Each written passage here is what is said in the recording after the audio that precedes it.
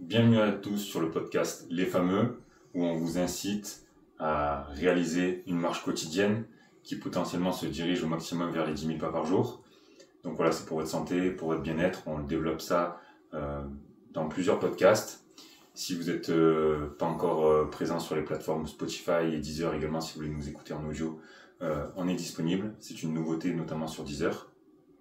Dans cet épisode, on va découvrir ensemble, parce que c'était également une découverte pour nous, donc on va découvrir Nicolas, et notamment on l'a invité car c'est quelqu'un qui est passionné et qui investit en immobilier.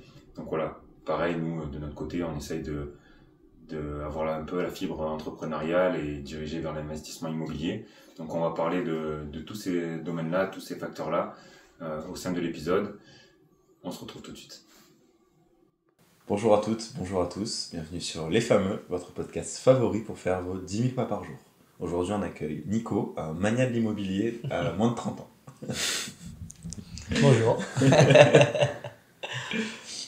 Du coup déjà, est-ce que tu as moins de 30 ans ou pas? Ouais, j'ai 26 ans. Ok. Oui, parce qu'il faut savoir que c'est la première fois qu'on voit Nico, c'est la première fois qu'il nous voit. C'est ça. Si tu pouvais te décrire en quelques mots. Passionné de tout ce qui est immobilier, mais pas que ça, finalement, je suis passionné de beaucoup de choses aussi dans la vie. Donc, beaucoup de voyages, tout ce qui est relations, tout ce qui est... Donc, après, je sais pas trop comment dire, mais... Ça a été quoi un petit peu ton parcours de petit jusqu'à aujourd'hui? Au début, je m'étais lancé dans des études de tout ce qui est BTP. Puis petit à petit, mais vraiment sans aucune raison, parce que mes parents ont une entreprise de signalisation routière.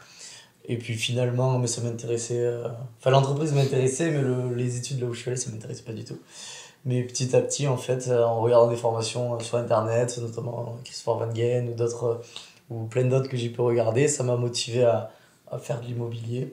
Et petit à petit, entre-temps, j'ai eu une grosse période aussi MLM, marketing de réseau. Je sais pas si vous voyez. Ouais. Où en fait, c'est ça qui m'a aussi me fait me découvrir moi-même. Où j'ai fait beaucoup de développement personnel. C'est ce qui m'a permis d'être un peu plus à l'aise à l'oral, parce que je n'étais absolument pas du tout à l'aise à l'oral avant. Et voilà, et petit à petit, j'ai fait de l'immobilier, donc j'ai investi, acheté des trucs, mis en location, et voilà où j'en suis aujourd'hui. Hein. Avant qu'on rentre un petit peu plus dans le sujet de l'IMO, Ouais. le marketing de réseau, du coup, c'était pour quelle boîte et qu'est-ce que tu as fait? Alors, il y en a eu plusieurs, mais vraiment celle avec laquelle j'ai eu le plus gros parcours, c'est MWR Life. Donc, c'était une boîte de MLM de voyage, qui est encore en fonctionnement aujourd'hui d'ailleurs, qui est une très bonne boîte. L'objectif, c'était on avait des abonnements pour avoir accès à une plateforme privée, afin d'avoir des voyages qui étaient vraiment à bas prix. Okay. C'est ce qui permettait, étant donné que c'est du marketing de réseau, de ne pas avoir justement les frais publicitaires des grosses boîtes comme Booking ou autres. Donc, c'est-à-dire que, en fait, toutes ces frais de publicité, en ayant juste cet abonnement de tous les mois, ça me permet d'avoir des voyages qui sont totalement hors concurrence, quoi. Et donc, j'ai recruté pas mal de monde, et après, c'est un système de multi-level. Donc, c'est-à-dire qu'on fait rentrer quelqu'un, et si jamais cette personne veut plus payer son abonnement également, elle peut recruter aussi 3 autres personnes, etc. Attention à pas confondre, parce qu'il y a beaucoup de personnes qui confondent avec un système pyramidal ou autre. Ce n'est pas du tout ça, c'est vraiment du MLM, clairement, comme Tupperware ou d'autres boîtes qu'on peut connaître. Oui, oui, c'est ça, ou même dans la nutrition, tu as Herbalife qui est pas mal connu. Herbalife qui est un des plus connus aujourd'hui. Ça peut faire pas mal référence aux gens, Herbalife, mais j'en avais entendu parler sinon pour les voyages. Il y avait MWR Life, après j'en ai fait un autre, Futures Infinity, après je suis rentré dans d'autres divers, mais on va dire que les 2 principaux, c'est ceux-là. Et au jour d'aujourd'hui, tu fais plus du tout?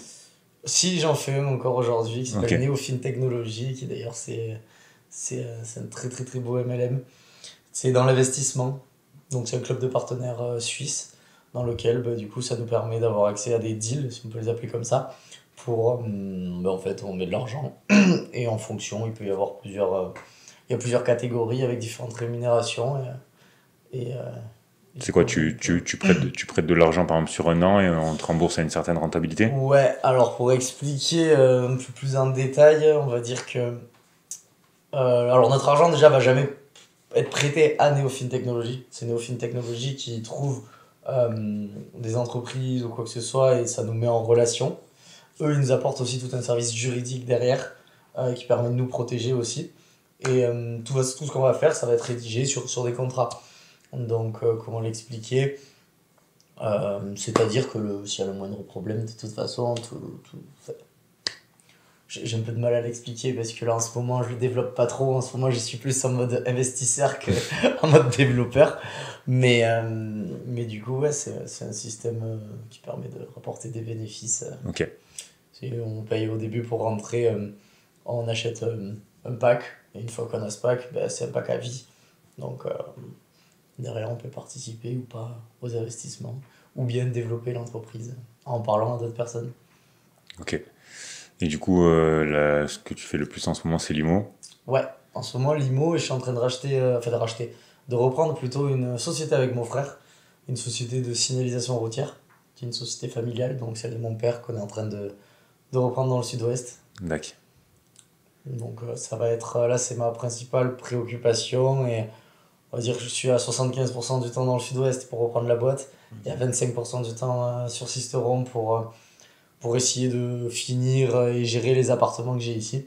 Et après, il faut aussi que je finisse ceux que j'ai dans le sud-ouest. À l'heure actuelle, tu as combien d'appartements du coup Alors en société, j'en ai 6 et en perso, dans mon nom, j'en ai 5. Ok. C'est quoi, t'es en une SCI? Ouais, j'ai les 6, j'ai une SCI avec mon frère et mon père. Donc ça, c'est ce qu'on a, on va dire, à Cahors, enfin, aux alentours de Cahors, donc 1 heure au-dessus de Toulouse, pour ceux qui ne se situent pas à Cahors. C'est pas non plus une très grande ville, mais une belle ville. Et après, les autres, ils sont en mon nom, donc Ouais, en pas nom propre. SCI ou en nom propre. Ok.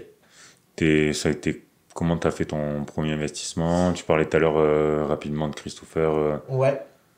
Alors le premier, j'ai eu un accident en 2019, je crois, si je me trompe pas d'année.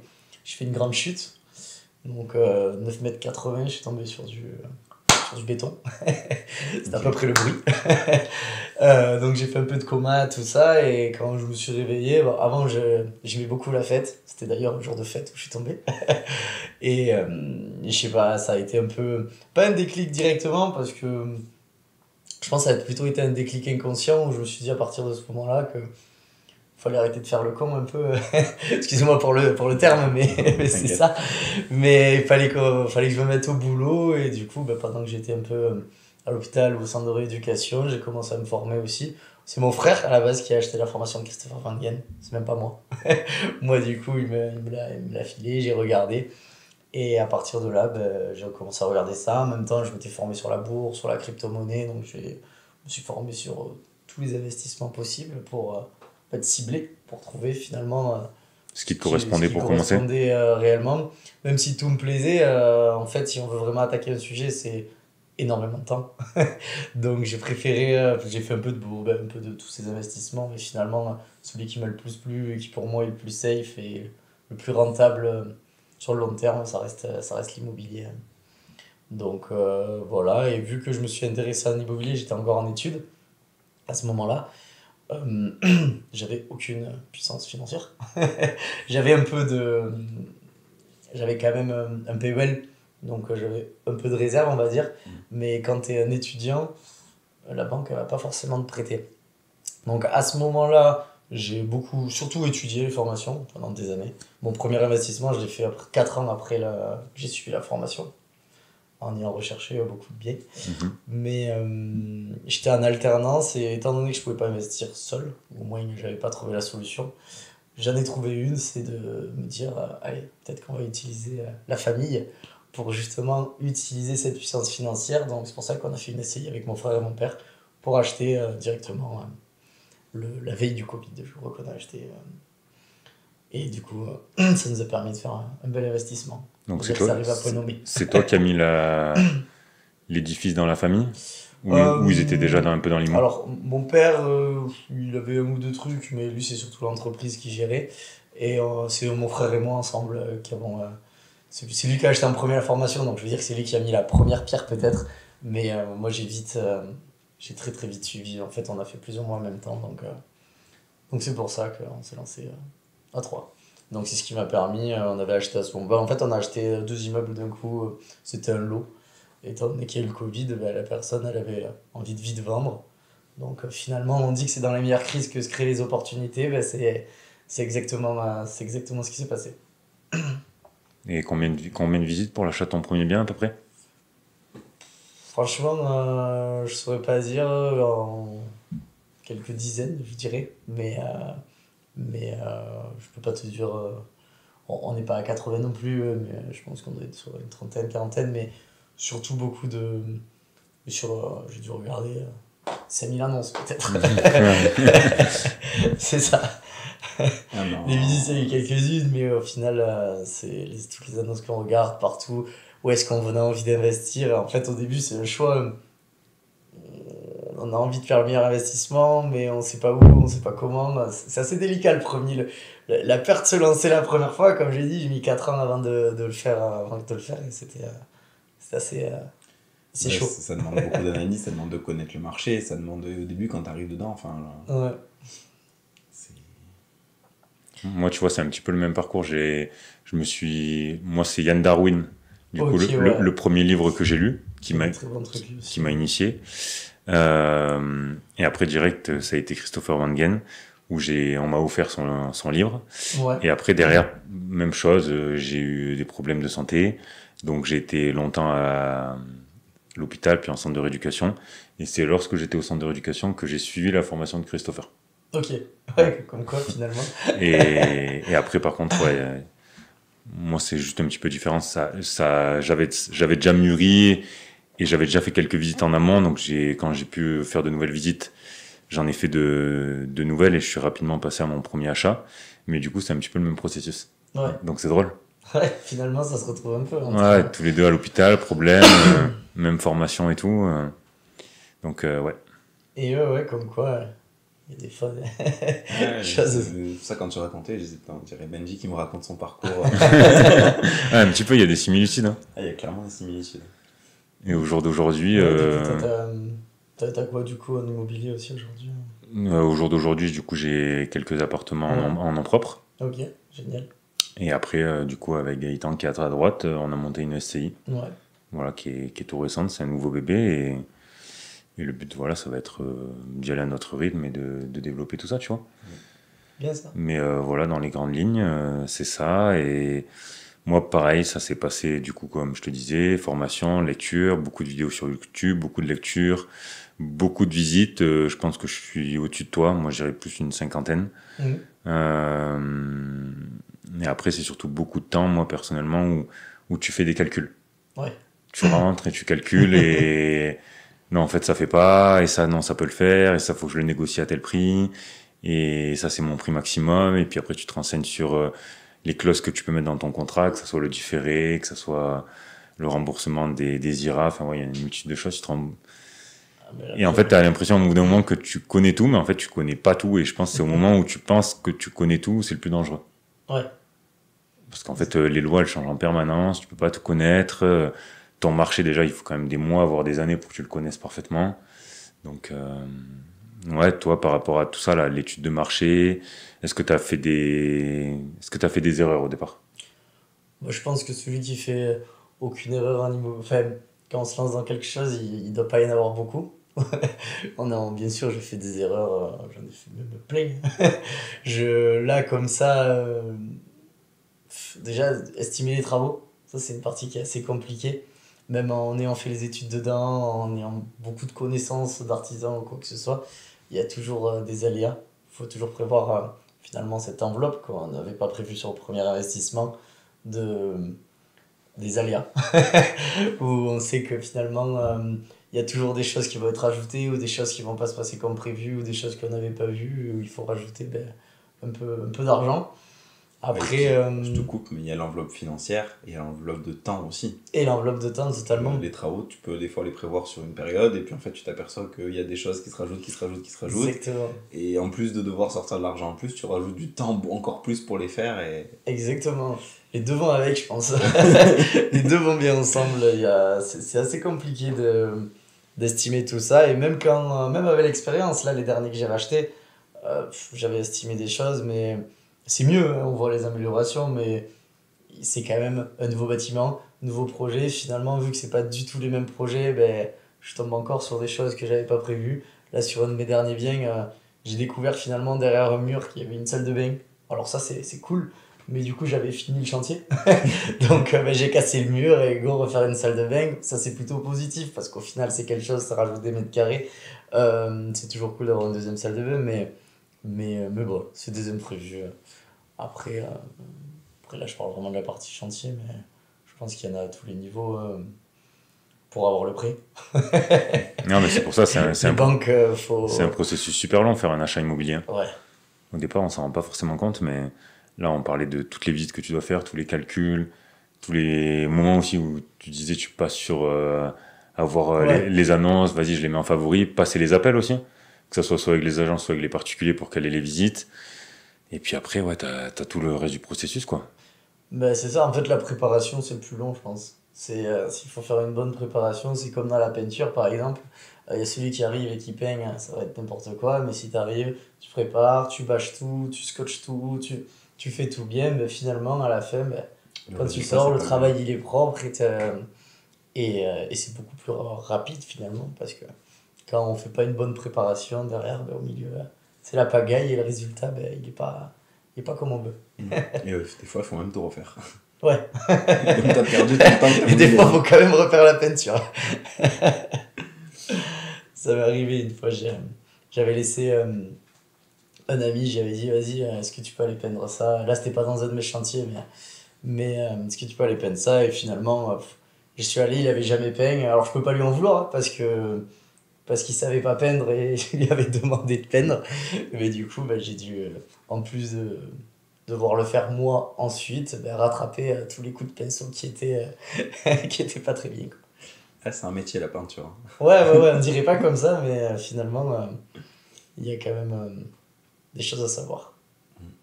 Du coup, une erreur, ça serait potentiellement l'estimation des travaux. Ouais. Est-ce que tu aurais quelque chose d'autre à mettre en avant? Euh, Après, la paperasse, j'ai envie de dire, mais il y en a tellement que je sais même pas par où commencer. Euh, Quand tu dis paperasse, ça veut dire quoi? Le dossier bancaire ou le côté, Ouais, le le côté papier. fiscal aussi? Faut faire un bon business plan, le côté fiscal. Là où finalement, même en regardant les formations, je l'ai peut-être pas très bien fait pour ma part au début. C'est tout ce qui est ben, quand on veut louer, si on fait du meublé, du non meublé. Il y a quand même des avantages fiscaux qui peuvent être mieux si on les fait de la bonne manière. Et ça, je conseille vraiment aux gens de faire attention dès le début. Parce que finalement, on dit que souvent, en fait, aussi, les riches s'enrichissent. Tout simplement, en fait, c'est parce qu'ils connaissent les lois. Et quand tu connais les lois et tu connais les avantages qu'elles te permettent, je sais pas comment l'exprimer, mais c'est là où on arrive à faire de l'argent, finalement. C'est quand on arrive à tout simplement utiliser le bon schéma fiscal, parce que finalement, ben, on sait en France on est beaucoup imposé, où il y a beaucoup de taxes un peu de tous les côtés, et en fait, il y a des techniques finalement, sans parler d'illégalité, hein, je parle vraiment dans le légal, il y a des techniques qui permettent de réduire ça si on connaît les règles. Je veux dire, c'est plutôt comme ça. Ouais. Moi, c'est un des. Souvent, quand on me dit. On avait reçu par exemple Dan qui nous disait les premiers conseils en IMO, c'était un jeune si jamais il voulait investir. Moi, je disais, ouais, une des premières choses, c'est renseigne-toi sur le côté fiscal. Mm. Parce que souvent, les gens, ils se renseignent sur le côté fiscal, mais une fois qu'ils ont déjà fait l'achat, et moi, je pense que c'est ton côté fiscal qui doit déterminer ta stratégie après derrière, Mm. et pas l'inverse. Ouais. C'est pas une fois que tu as déjà. Sinon, ta stratégie, pour moi, elle est conçue à l'envers, Et ouais, je suis totalement d'accord. et ça, souvent, tu peux faire les erreurs au départ. Moi, ça, entre guillemets, j'ai eu une chance, j'ai pas fait cette erreur-là. Potentiellement, j'en ai fait d'autres, mais pas celle-ci. Ok. Et Toi, c'est quoi qui t'a pu. ouais, c'est une bonne question. Moi, c'est vrai que sur le premier bien, je suis bien tombé dans le sens où mon premier achat, ça s'est fait par du bouche à oreille. Ouais. Donc déjà, pas d'agence, donc pas de frais. Et c'était une personne, et je pense que c'est un profil intéressant, c'était une personne qui était ce que je peux appeler les non-vendeurs. C'est-à-dire qu'elle savait pas si elle allait vendre ou pas l'appartement. Ok.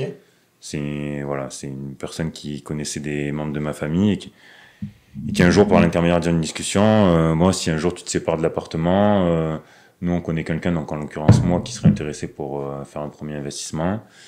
Et donc, elle s'est posé la réflexion, mais tu vois, elle n'était pas déterminée déjà depuis plusieurs mois ou plusieurs années si elle allait vendre l'appartement ou ce genre de choses. Et un jour, elle a vu en l'occurrence mes grands-parents et elle a dit à mes grands-parents, oui, je pense que je vais peut-être le vendre mon appartement. Du coup, j'ai été le seul à visiter l'appartement. Ça s'est fait tout de suite. Du coup, une bonne négo, un bon prix, pas d'agence. Donc, la seule chose, si j'avais... Tu vois, à l'époque, en plus, je pouvais encore faire du financement à 110%. Donc, la seule chose, à la limite, c'est qu'à ce moment-là, j'aurais pu essayer d'avoir peut-être un différé un peu plus long. Ouais. Mais après, encore une fois, tu peux pas tout avoir non plus. Ouais, c'est ça. Déjà, c'était le financement à 110%. Ouais, t'as eu le financement à 110%, l'exonération. Un bon taux peut-être aussi, si c'était... À l'époque, oui, t'avais des taux t'avais des taux à 1%. Donc, l'exonération des IRA et... Ouais, tu peux pas gagner non plus sur tous les tableaux. Ouais. Donc, je pense, le premier investissement, même le deuxième, c'est quand même la clé pour pas qu'au niveau du taux d'endettement et que tu sois crédible après au niveau des banques. Bah, c'est ça. C'est le plus important, finalement. Le premier investissement, c'est important d'y réfléchir parce que si tu le fais bien, derrière, il va même pas t'impacter pour tes prochains investissements. Si jamais les loyers, si jamais on fait de la longue durée, bah, ils couvrent tout simplement toutes les charges.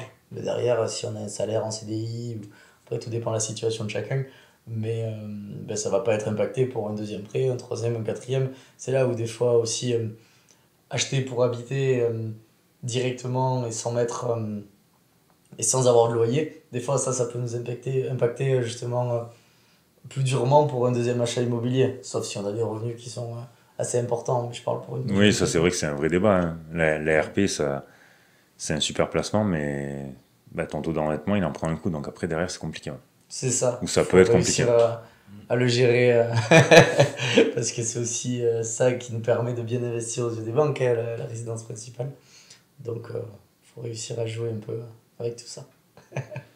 Donc oui, s'il y en a qui nous écoutent, ouais, moi je dirais ça, un petit peu tout ce qu'on vient de dire, et puis après, ouais, faire preuve aussi d'humilité. Ce que je veux dire par là, c'est que faut essayer de parler au maximum avec les gens, tu vois. Que ça soit... Même moi, des fois, je suis allé faire des visites avec des agents IMO. Je savais que le prix était trop haut, même avec une bonne négo, ça passerait pas. Mais pour apprendre des choses, ou pour te faire du réseau, en fait, lors d'une visite, tu apprends toujours quelque chose. Que ça soit sur les travaux, ou tu vas te faire une connaissance, ou des fois, c'est juste dans une conversation par l'intermédiaire de l'agent immobilier ou du vendeur, tu vas apprendre que quelqu'un d'autre potentiellement vend un bien, etc., etc. Donc, essayer d'aller au maximum parler, ou même nous, tu vois, d'où le nom du podcast, les fameux, donc c'est quand on marche, les fameux pas quotidiens qu'on peut faire. Et moi, souvent, quand tu te balades, tu vois un petit peu, tu regardes, est-ce que là c'est à vendre, est-ce que là ça fait un moment que les volets sont fermés. Du coup, ça te met un petit peu des puces à l'oreille sur tout ça. Exactement, ouais, comme tu dis, et puis c'est l'expérience finalement, c'est tout ce qu'on peut rencontrer. Tu me fais penser justement, moi, il y a 2 jours, justement j'étais assisté ronde, j'ai vu une maison, bah, du coup j'ai vu la pancarte, j'ai appelé.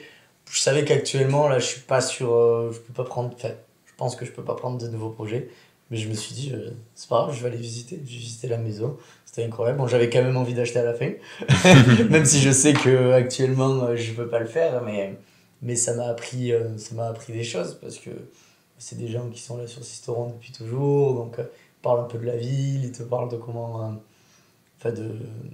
du bâtiment, ou des fois même des petits trucs de travaux. Enfin, je sais pas comment l'expliquer, mais... Ah non, mais c'est complètement ça. Et puis, tu vois, je te donne un exemple, mais si mettons, là, au jour d'aujourd'hui, tu peux pas te lancer sur ce projet-là, mettons, tu as eu un bon feeling avec eux, c'est pas ce que je leur souhaite, mais si la maison, elle se vend pas dans 6 mois, 1 an, 2 ans, ben, peut-être qu'à ce moment-là, toi, tu auras les fonds nécessaires ou tu auras la possibilité et ils penseront à toi, tu vois. C'est exactement ça que j'ai pensé. Donc, en fait, c'est jamais perdu, quoi. C'est exactement ce que je me suis dit. Je me suis dit peut-être que dans 6 mois, 6 mois, ben, j'aurai les fonds, mais pourquoi pas se lancer. Puis bon, on verra où on est dans 6 mois. Il faut que j'y penserai plus, parce qu'il y en aura plein d'autres, mais c'est intéressant de se renseigner. Et j'ai aussi beaucoup aimé quand tu as parlé de bouche à oreille, parce que je pense que c'est ça aussi qui marche le mieux. Les gens aiment bien ça en France aussi, c'est le côté confiance. Et la confiance, ça passe beaucoup par nos connaissances proches ou par l'ami d'un ami. Et finalement, c'est là où on apprend beaucoup. Après, je pense que le bouche à oreille, c'est intéressant dans l'IMO. c'est crucial, mais je pense que ça dépend aussi des régions. Peut-être. Nous, tu vois, Je ne les ai pas toutes faites. on est quand même dans le bassin cisteronnais où tout le monde se connaît. Et je pense que ça va plus vite que dans des régions, tu vois. Je connais pas du tout le marché dans les grandes villes, style Paris ou quoi. Ouais. Mais je pense que tu veux te lancer à Paris. Bon, après, oui, t'as par arrondissement, bien sûr, mais le bouche à oreille, ça doit être quand même plus compliqué. Peut-être. J'avoue, j'ai pas la réponse parce que j'ai jamais trop vécu dans les grandes villes. J'étais plus, même là où je suis originaire de Cahors. Et Cahors, c'est 3 fois plus grand que Sisteron. Donc ça veut dire que c'est pas très grand non plus. Ouais, ça doit faire l'équivalent de Gap ou de Digne, quoi. Ouais, je crois que c'est 20 000 intramuros. Et si je dis pas de bêtises, un peu plus de 50 000. Vraiment toute terre urbaine. Ouais. Donc plus petite Gap, je dirais. Ouais, Gap, ouais. Peut-être Digne, je sais pas. Digne à 17 000 à peu près et Gap, il y a 50. Ouais. Ok. Mais je dirais plus Digne que Gap quand même. En ayant visité les deux villes et Cahors, c'est petit, mais c'est mignon, c'est joli là-bas. Bah, ici aussi, il y a des beaux paysages. Du coup, en off, tu commençais à nous raconter un peu ton accident. Est-ce Ouais. que tu veux bien nous le raconter, du coup, en live? Je peux faire ça. Alors, effectivement, j'ai eu un accident, si je dis pas de bêtises, c'était le 22 février ou le 21 février 2019, quelque chose comme ça. Donc, premier jour de vacances. Donc là, j'étais en études IT génie civil, construction durable. Du coup, je te coupe. À ce Ouais. moment-là, t'as quel âge? À ce moment-là, j'ai 21 ans. Pour remettre un peu dans le contexte. Ok. J'ai 21 ans, c'est ça. Et donc, je fais mes études à Égletons, à peu près au centre de la France, un peu en dessous de Clermont, une heure en dessous de Clermont. Et premier jour de vacances, je me dis, allez, super, je vais faire la fête à Toulouse, je vais rejoindre mes potes à Toulouse. Donc, je file, c'est un vendredi, et donc, on commence, voilà, on fait un peu l'apéro, et finalement, on finit par aller à la soirée en métro. Et à ce moment-là, voilà, je sais pas si c'est pour faire l'intéressant, je me souviens plus exactement, mais en montant l'escalator, je pense que vous voyez ce que c'est, ce qui permet de monter tranquillement. J'ai voulu le monter, mais de l'autre côté. Donc, c'est-à-dire que il y avait une barrière, tout simplement, que mes mains, ça me faisait monter, et moi, arriver là-haut. Mais en fait, il y a une barrière, parce que du coup, j'ai pas monté par le côté de l'escalier. J'ai pris la barrière, je suis tombé à l'arrière. En fait, je le montais déjà du côté du vide, l'escalier. Sauf qu'arrivé là-haut, et ben, du coup, je suis tombé en arrière. Donc, il y avait 9,80, ça a été mesuré au laser.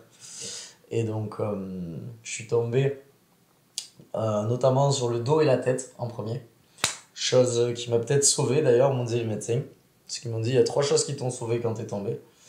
C'est le fait que t'étais un peu alcoolisé, ça t'a permis de pas être trop crispé. Parce que si on est trop crispé, ça peut nous tuer. Le fait d'être pas tombé sur les jambes, sinon ça m'aurait aplati le dos. Et le fait d'être sportif. Je l'étais surtout avant.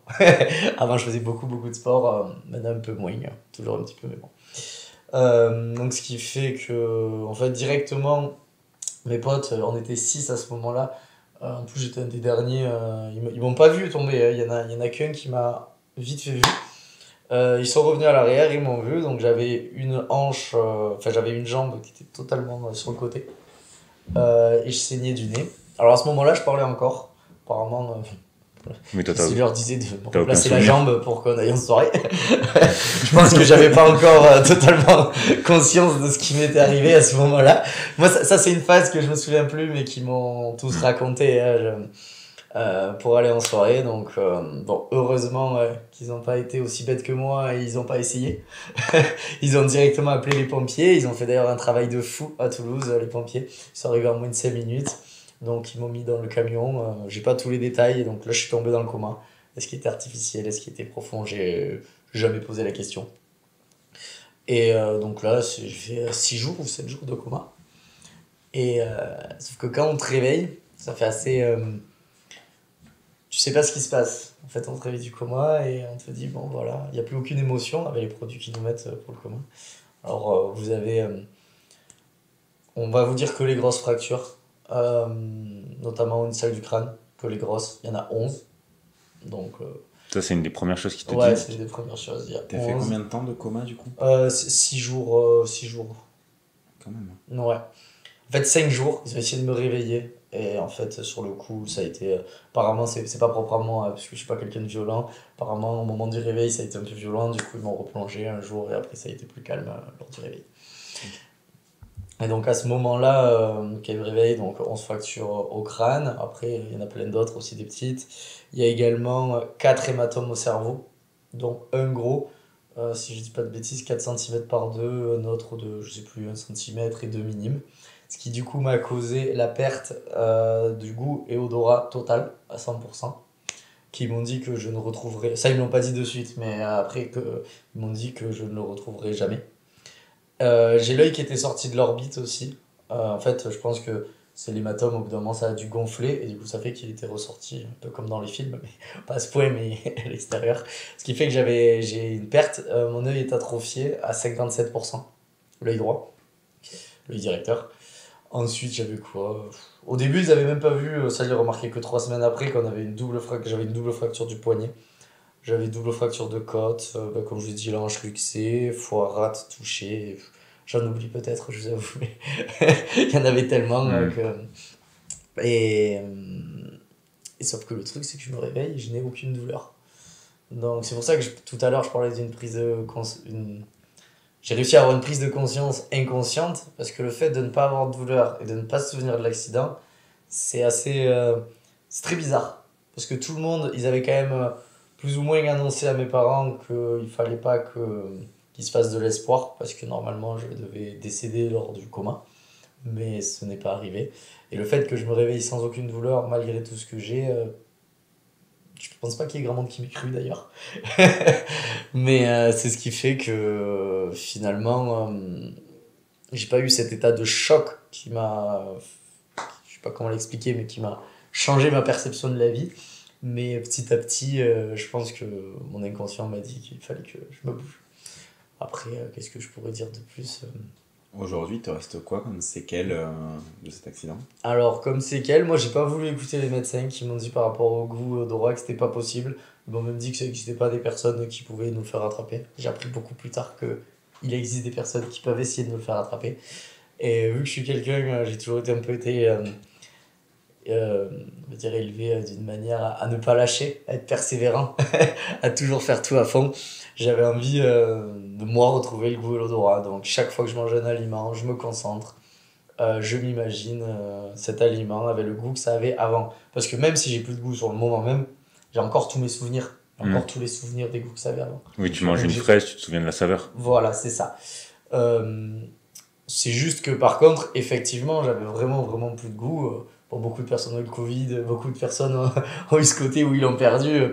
Ce que je veux dire par là, c'est que quand on mange quelque chose, je pouvais manger un McDo ou pas de carbo ou rien, c'est vraiment rien. C'est assez bizarre, donc j'avais jamais trop perdu le goût avant ça. Et finalement, avec beaucoup de travail, au bout de 1 ou 2 ans, à chaque fois que je mangeais, essayer de rattraper les aliments, toujours demander ce qu'il y a à l'intérieur pour essayer de repérer tous les aliments, petit à petit j'ai retrouvé le goût et l'odorat. Et au moment où je l'avais retrouvé au bout de 2 ans, j'ai eu le Covid et là je l'ai reperdu pendant 6 mois. Et du coup j'ai su comment le travailler. C'est un peu bête, et du coup j'ai su comment le retravailler, j'ai retrouvé le goût après 6 mois, après avoir le Covid encore. Là tu l'as à 100% ou Je sais pas si ou c'est des sensations partielles? Ouais, je pourrais pas dire 100%, mais je pense que j'ai dû récupérer 90-95%. Ah ouais. 100%, je pourrais jamais dire. C'est énorme. Ouais, c'est énorme. Je peux pas dire parce que peut-être qu'il y a des goûts, il y a des trucs que je fais pas attention ou c'est juste une impression mentale, mais ouais, c'est énorme. Et les médecins aussi qui ont fait un boulot incroyable parce que j'ai pas eu d'opération ni rien, mais le fait d'être venu chercher rapidement. Je sais pas ce qu'ils m'ont injecté comme produit pendant le coma ou même après quand ils me donnaient certains médicaments. En tout cas, ça a marché. Ça a marché, donc merci à eux, merci aux médecins. Et voilà, et après, non, sur l'accident. Ouais, c'est beaucoup d'émotions. Après. Tu t'en sors quand même vachement bien parce que du coup, en fait, t'as pas de séquelles, même au niveau de la vue. Ouais, c'est vrai que tu m'as posé la question tout à l'heure, j'ai oublié de te répondre. Les séquelles, du coup, le goût odorat, j'ai retrouvé. Le poignet, vite, j'ai eu au bout d'un moment, j'avais pas tant mal que ça. Ça, en fait, on l'a remarqué au bout d'un mois. Je leur disais, je crois que j'ai un truc au poignet. Ils m'ont fait une radio, ils m'ont dit non. Une semaine après, j'ai dit, il me semble quand même que j'ai pas la même mobilité. Et ils m'ont refait encore une radio, ils m'ont dit, ah oui, effectivement, excusez-nous, on n'avait pas vu, vous avez double fracture. Le grand os et le scaphoïde, je crois. Et bon, ça faisait pas tant mal que ça finalement. Et j'ai eu au bout d'un moment quand même cette impression que j'allais pas récupérer toute la mobilité de mon poignet. Mais finalement, et je devais me faire opérer, mais finalement, j'ai eu un autre bon médecin à Toulouse qui m'a indiqué des choses qui fait que finalement, au dernier moment, ils m'ont dit on n'a pas besoin de vous opérer. Et j'ai récupéré l'entière mobilité, je pense, au bout de 10 mois à peu près. Ok. Et par contre, la séquelle que j'ai, c'est l'œil qui est toujours atrophié à 57%. Mais ils m'ont dit que ça pouvait pas évoluer dans le positif. Ça peut soit rester comme ça, soit généralement ça va plutôt dans le négatif. Mais moi, ça n'a absolument pas bougé depuis l'accident. Donc, on va dire que... Donc t'as perdu un peu de vue quand même. Ouais, c'est assez bizarre d'ailleurs. On perd de la vue, mais c'est pas l'acuité visuelle, je crois qu'ils appellent ça comme ça. Je sais pas ophtalmo, mais c'est-à-dire que c'est très net pour moi. Ouais. Mais par exemple, faut être con, mais je l'avais déjà fait aussi. Quand on regarde le soleil ou une ampoule qui brille et qu'après on regarde à côté, je sais pas si vous voyez cette sensation que c'est toujours là. Ben moi, si par exemple je ferme l'œil gauche, j'ai ça à peu près sur quasi l'entièreté tout le temps. Donc je vois quand même les choses, c'est net en termes de. Oui, ce que tu de vois truc, est net, mais ouais. par contre, t'as une espèce de Mais voile par contre, blanc j'ai une espèce un peu comme un brouillard, on va dire, Ok. un brouillard devant. Donc ça gêne en rien pour la conduite. Mes deux yeux, après, j'ai quand même 10 aux deux yeux, donc ils m'ont dit, il n'y a pas de souci. Faut juste pas que je me gratte l'œil gauche trop longtemps quand je conduis. Et voilà, après. Et la hanche? Et la hanche, ben, à la base, quand je suis sorti, du coup, j'étais sur un petit fauteuil roulant. Je me souviens plus exactement de ce qu'ils m'ont dit. J'ai eu 3 semaines de fauteuil et après de la rééducation dans un centre. Mais ils me disaient que j'avais pas le droit de marcher au début. Mais bon, vu que un peu une tête brûlée, mais de temps en temps, quand même, je faisais le test en scred dans la chambre. Et ça me faisait pas mal. Et en fait, quand je suis allé faire la rééducation et tout, j'ai jamais eu aucun problème. J'ai jamais ressenti la moindre. On m'aurait pas dit que j'avais eu la hanche luxée, j'aurais pas su. Alors, peut-être que c'est le fait d'avoir été sur le fauteuil pendant 3 semaines aussi qui m'a permis de ressouder. Ça a dû jouer, ouais. Et que justement, j'ai pas ressenti ça, c'est fort possible. Mais du coup, voilà. C'est fort parce que avec tout ce que tu as eu, en fait, t'as pas eu beaucoup de douleur, quoi. Ouais, j'ai pas eu beaucoup de douleur. Alors, je me demande si c'est pas aussi. Moi, je dis que dans la santé, il y a beaucoup la force mentale. Alors, il y a des médecins qui seraient pas d'accord, d'autres qui seraient d'accord, je pense, mais moi, je suis beaucoup comme ça. Mon père, il m'a toujours dit un peu, allez, par exemple, j'ai fait beaucoup de rugby.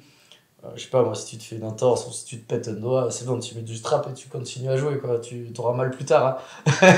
Ou si tu te fais un truc, pareil, la cheville, tu te la tords, t'as mal, c'est pas grave, c'est le combat, tu y vas, tu continues, t'avances, tu réfléchis pas.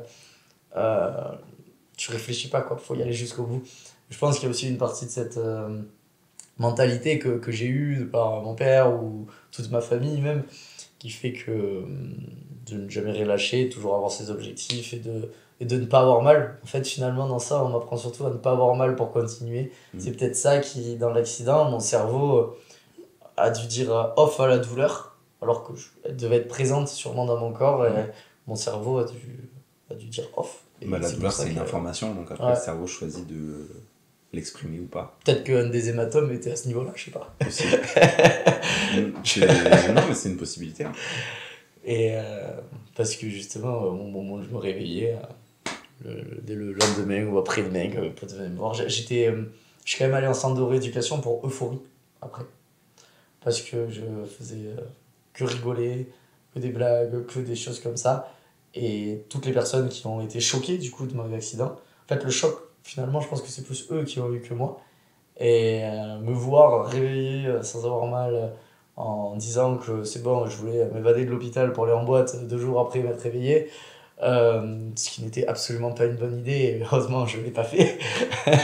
Euh, j'ai été mis comme euphorie du coup en centre de rééducation ensuite parce que je rigolais trop.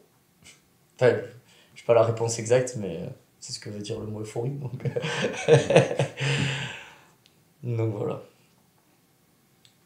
Ouais, c'est un fort passage là. Ouais, et puis petit à petit, finalement, bah, ça m'a fait redoubler du coup, parce que ça arrivait pas longtemps avant mes partiels. Donc ça m'a fait redoubler les études, alors j'aurais pas redoublé sûrement cette année-là, donc pendant une année j'avais pas grand-chose. Et donc après moi j'étais beaucoup avec ma famille, mon frère, mon père, je sais à gérer des trucs. Et je pense que moi je l'ai pas remarqué, mais avec tout ce que m'ont dit un peu mes amis, ma famille après auto, ils m'ont dit c'était quand même pas exactement pareil les mois suivant l'accident. Donc je sais pas ce que ça veut dire, mais mais moi je me sentais j'ai jamais senti quelconque chose, mais indirectement il devait sûrement y en avoir une, parce que s'ils sont plusieurs à me l'avoir dit. Ouais, et puis une épreuve comme ça, je pense que dans tous les cas, ça te change. Je pense qu'il y a ta vie avant et il y a ta vie après. Ouais, clairement.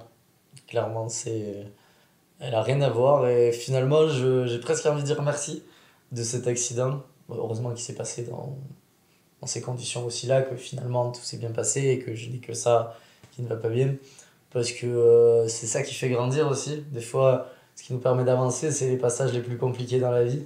On a des hauts, on a des bas, et je pense que quand on a des très très très très grands bas, c'est sûrement qu'il y a un très très grand haut qui va arriver derrière, même si des fois quand il est bas, ben, finalement il y a encore plus bas, et puis en fait on est encore plus bas. Mais je pense qu'au bout d'un moment, un jour, si on est un peu persévérant, ben, on aura haut à la hauteur du bas qu'on a eu. Ouais. C'est les épreuves qui font avancer, qui t'obligent à évoluer. Totalement.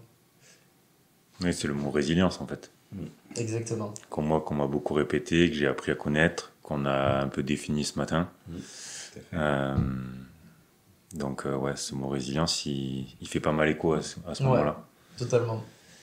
Et oui, après, je voulais juste faire référence au fait que tu disais que tu en avais profité pour te former, pour apprendre sur toi-même, ce genre de choses. Et c'est vrai que finalement, dans le monde, ça peut paraître un peu bateau, mais tu travailles, tu fais des choses, tu es tout le temps actif, des activités ou par l'intermédiaire du travail ou des projets. Et c'est rare que tu aies des jours, voire des semaines, ou même pour certains des années, où tu peux vraiment travailler sur toi-même. Et du coup, à ce moment-là, ben, tu vois, toi, comme moi, ça a été par exemple se former sur l'IMO, ou ça peut être d'autres choses, lire ou apprendre à se découvrir autrement. Et du coup, moi, ça m'a fait aussi prendre conscience que des fois, ben, même si j'ai du mal, parce que le cerveau, chez moi, quand même, il est beaucoup actif, mais de te dire, bon, vas-y, des fois, pendant 1 heure, 2 heures, ben, tu médites, moi j'aime bien méditer, ou tu fais autre chose, mais tu essayes de lâcher un peu prise, quoi. Ah, mais Chose qu'avant, je pouvais pas du tout faire, quoi. Ouais, de réussir à se recentrer, de plus penser à tous ces projets en même temps qui sont dans ta tête, mais Ouais. juste essayer de penser à rien, même si c'est compliqué. Non, mais parce qu'en fait, tu te rends compte que c'est les moments aussi où tu fais rien, où du coup, ça te donne des idées. Ouais, où les idées surviennent à ce moment. Ou alors où ça mûrit tes idées aussi. Mm. Et donc ouais, ça, je pense que c'est important aussi pour les gens qui nous écoutent. D'avoir des passages où, souvent c'est dans les moments difficiles, où par exemple, je sais pas, après une séparation, après un accident, ben, tu vas te retrouver seul, ça va être dur, et du coup, tu vas te poser 1 milliard de questions. Et je pense que, ouais, après, tu peux en avoir certaines personnes qui vont pas du tout s'en sortir. Et ça, c'est pas pour leur jeter la pierre, hein, parce que moi, des fois, je me dis, j'aurais pu m'écrouler, je m'en serais peut-être pas sorti, ou comme toi. Ça reste une épreuve, et une épreuve, c'est pas obligé de la réussir. Mais à ce moment-là, ouais, si tu vois un petit peu le bout du tunnel et le soleil qui s'illumine, ça peut te faire des déclics. C'est ça. Notamment comme on a eu sur l'IMO, ou pour certains, ça peut être encore une fois autre chose. Mais en l'occurrence, nous, ça a été ça. Et... Ouais, cette petite chose qui ouais, finalement, on voit la passion d'un coup là-dedans. Ouais, tu prends le temps de savoir qu'est-ce qui pourrait te passionner, t'intéresser, te former, apprendre. Puis des fois aussi par l'intermédiaire de tes proches. Tout à l'heure, tu disais aussi qu'ils t'ont vu changer une fois que t'es sorti. Ouais. Moi aussi, c'est quelque chose que j'ai eu pas mal. Et du coup, tu te dis, bon, finalement, c'est que ça m'a servi quelque part.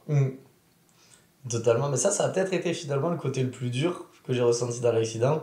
C'est après tout ce que j'ai eu ou moindre chose, j'ai aussi pas mal de tics un peu corporels des fois. Là, j'ai beaucoup travaillé dessus pour les régler.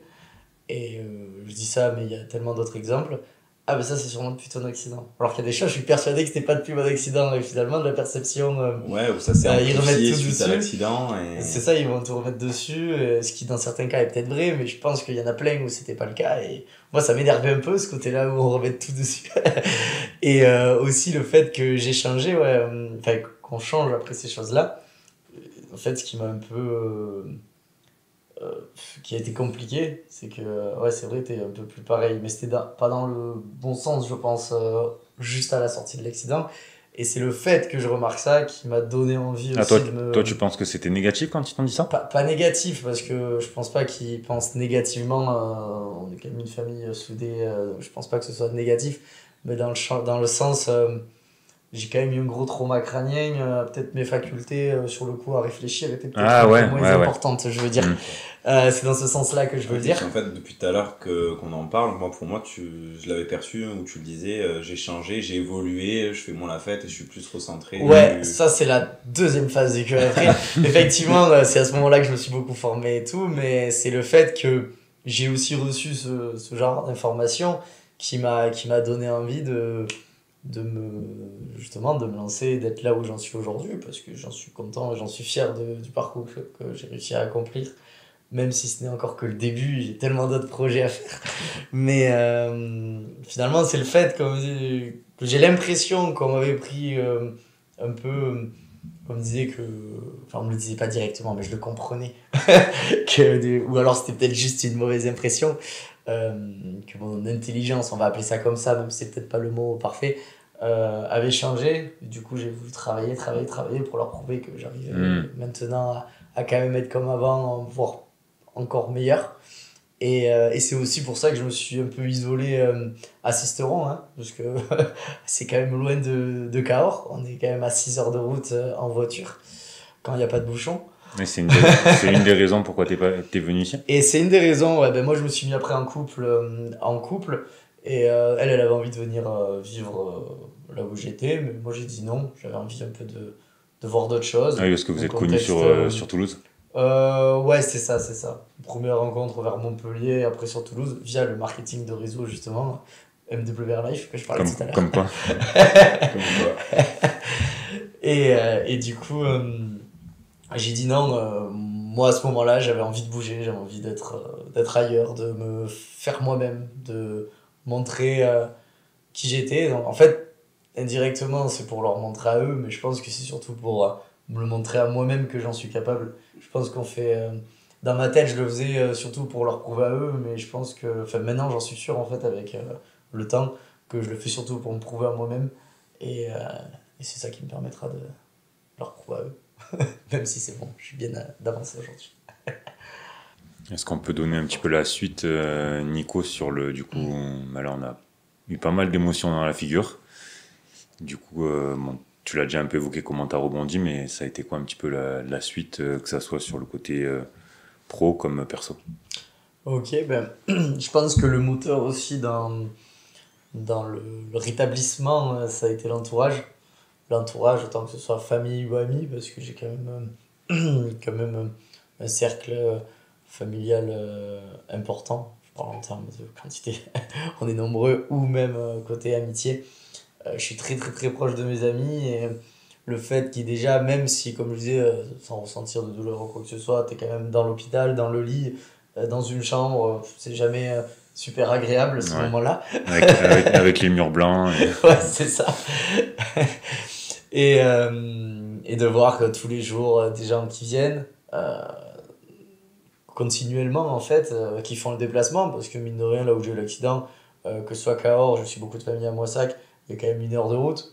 1 heure de route pour aller voir quelqu'un dans une chambre et revenir chez soi, c'est quand même quelque chose à faire. Et le fait d'en avoir quand même tous les jours, des personnes différentes et nombreux, tu vois que tu es soutenu dans ce qui vient de t'arriver. Donc ça, c'est moteur. Et puis, je parle dans l'hôpital, mais en fait, c'est pas que dans l'hôpital, c'est après, quand la réinsertion dans dans le monde, quand on revient dans la ville, dans la vie active, finalement, qui sont toujours là, même après ce qui t'est arrivé, voire même un peu plus au début pour te soutenir. Et ça, je pense, c'est un vrai moteur. Je pense notamment en plus, tu vois, mes meilleurs amis ou surtout à mon frère. C'est vrai que j'en ai pas du tout parlé pour l'instant, mais mon frère, c'est avec quelqu'un on est très très très très proche. Pourtant, on a presque, c'est mon grand frère, on a presque 5 ans d'écart. Ok. Mais bon, je pense que comme dans toute fratrie, quand on est petit, on aime bien, on aime bien s'embêter, se foutre sur la gueule pour. Bon, ça a jamais été bien méchant, mais durant l'adolescence ou quoi que ce soit, pour s'embêter, je pense. Et petit à petit, après, quand on grandit, finalement, c'est la personne la plus proche de moi aujourd'hui. Je sais même pas, c'est indescriptible. Donc, on a même notre cercle de potes qui s'est mis ensemble, mais. Enfin, qui sont mis ensemble. qui se rejoignent, on va dire, et avec qui aussi j'ai fait le marketing de réseau, MWR Live. C'est mon frère à la base qui s'est lancé. Et moi, derrière, je l'ai accompagné dans l'aventure. Et donc, on a fait engendrer des centaines, même, dans son cas, des milliers de personnes dans ce marketing de réseau. Donc, ça a été un boulot vraiment à plein temps. Moi, je faisais ça en parallèle des études et lui en parallèle du travail. Et donc, je pense que ça nous a beaucoup rapprochés aussi ce moment-là. Parce que c'est à ce moment-là aussi où j'ai fait beaucoup de développement personnel. Et du coup, je sais pas où je voulais en venir finalement, mais d'avoir une personne sur qui tu peux compter tout le temps, quoi qu'il arrive, je pense que c'est important. C'est important et même là, l'entreprise qu'on reprend, c'est à deux et on sait que quoi qu'il arrive, Vous serez toujours tous les voilà, deux on sera soudés. toujours tous les deux, quoi qu'il arrive. Je sais pas trop ce que je voulais dire là-dedans, mais dans l'idée, je pense que vous avez compris. Oui, oui. C'est un soutien très fort. Ouais. On a pas mal de similitudes. Ouais. Moi, je suis très proche et pareil, ça serait très dur de décrire la relation que j'ai avec mon petit frère. Ouais, Moi, je suis le grand frère dans l'histoire, mais, ok. mais c'est pareil, de plus en plus où ça grandit, les amis ou les connaissances ou les potes fusionnent. Mm. Tu fais de plus en plus de choses, tu crées de plus en plus de moments, tu pars en vacances ensemble, tu pars en week-end ensemble. Et ouais, moi c'est pareil. Mais tu vois, hier, la question, on m'a dit le meilleur moment que tu as vécu dans ta vie, j'ai dit la naissance de mon petit frère. Ok. Donc je pense que ça résume tout, tu vois. Vous avez combien d'années On a 8 ans. 8 ans. Ok, Ouais. ouais, pourtant, c'est quand même aussi une fourchette. Moi, déjà 5 ans, je sais qu'il y a. Souvent dans les familles, 5 ans, ils s'entendent bien, mais ça commence à faire élever. Toi, 8 ans, du coup, et vous avez une connexion Ouais. parfaite, j'ai envie de dire. Ouais, après c'est jamais parfait. Et heureusement que c'est pas parfait. Parce que si c'est parfait, c'est pas non plus très drôle. Mais ouais, c'est le moins indescriptible, ouais, je te rejoins complètement. Ok. Et c'est dur de faire décrire ce que tu peux ressentir l'un pour l'autre. En plus, c'est un frère, donc c'est pas non plus un ami, donc c'est encore différent, tu vois. Ouais, totalement. Et très chouette que vous ayez fait des projets et qu'il y en a encore par la suite. Ouais, Surtout reprendre une entreprise familiale. c'est ça. Ça doit faire honneur et plaisir à ton papa, je suppose.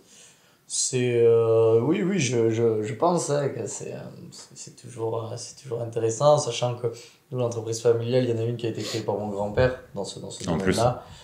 Mon père, lui, après, a créé la sienne dans le même domaine, dans un autre département. C'est quand même de famille. Après, c'est ma tante qui a repris ça de mon grand-père. Là, il y a mon cousin qui est aussi rentré dans celle-là, qui a mon âge. J'ai des cousins de mon âge avec qui je m'entends comme des frères aussi. C'est encore différent comme relation, mais dans l'idée. Et là, mon frère me reprend celle de mon père. Enfin bref, ça fait beaucoup de frères, pères, mères. Sachant que dans l'entreprise, il y a aussi ma mère qui l'a créée avec mon père, en fait, cette entreprise. Okay. Donc voilà, Puis, personnellement, je suis très, très, du coup, famille, comme vous pouvez l'entendre. Et ouais, c'est une fierté pour moi de pouvoir faire tout ça. Et je pense que c'est aussi une fierté pour papa, pour maman, mais pour tout le monde. Tu as qu'un frère ou tu as d'autres frères et sœurs? J'ai une demi-sœur aussi. Yeah. Une demi-sœur qui vient d'avoir 7 ans.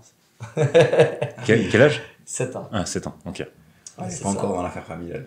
Pas encore. Peut-être plus tard. Et du coup, tu joues ton rôle de grand frère? Après, je la vois pas souvent Je la parce vois que souvent. Moi, je me suis un peu mis assisteront aussi. Ça fait que 2-3 mois là que je suis en train de revenir à Cahors, 3 semaines, une semaine. Mais à l'avenir, je risque de l'avoir un peu plus souvent. Donc, bien sûr, le rôle de grand frère quand, quand on est à côté, mais pour l'instant, je ne la vois pas encore beaucoup, beaucoup. Et du coup, les projets seraient plus restés sur Sisteron ou retourner dans le sud-ouest à long terme? Non, les projets à long terme, c'est retourner dans le sud-ouest. C'est retourner vers là-bas pour faire marcher l'entreprise. Et puis même, je, je pense qu'après, j'ai fait pas mal d'endroits aussi. J'ai fait des études à Laval. Enfin, j'ai beaucoup voyagé avec la boîte de voyage MWR Life. Donc, après avoir vu pas mal de choses, je pense que là, j'ai plus envie de revenir vers le cocon familial. Parce que vu que j'ai beaucoup bougé, finalement, j'en ai peut-être un peu oublié. Enfin, pas oublié, mais j'ai beaucoup moins vu, on va dire, la famille et les amis ces dernières années. Et donc, si je reviens là-bas, c'est aussi pour cet objectif de me remettre dans ce cercle, de revoir toutes ces relations T'en ressens le en besoin? physique et plus de les avoir en appel ou quoi que ce soit. Ouais, je ressens le besoin. Ouais, ouais, c'est important. Mais je suis super content quand même de m'être éloigné, d'avoir fait tout ce que j'ai fait. Mais j'arrive au moment où j'ai envie de repasser un peu de temps, comme les grands-parents aussi, ou les arrière-grands-parents, qui petit à petit ben, se font un peu plus âgés.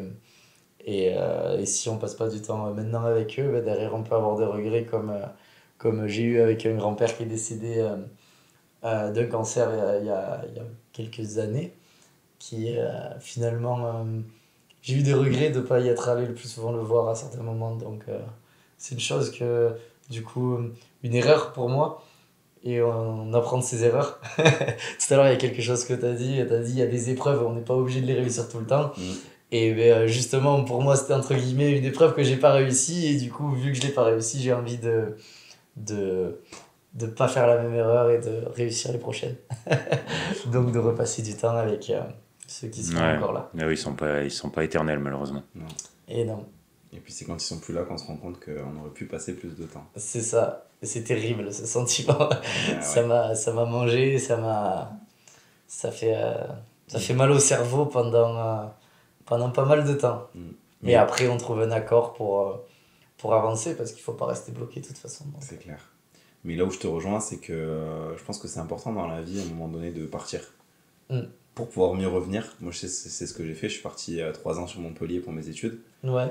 Et c'est à refaire, je repartirai sans problème. Ok. Mais par contre, à partir du moment où j'ai eu mon diplôme, je suis revenu à Sisteron. Et le cercle familial et amical me manquait aussi. Ok. Même si je rentrais de temps en temps. Mais j'ai acquis une ouverture d'esprit et j'ai vu tellement de choses en partant 1 an sur Aix après 3 ans sur Montpellier que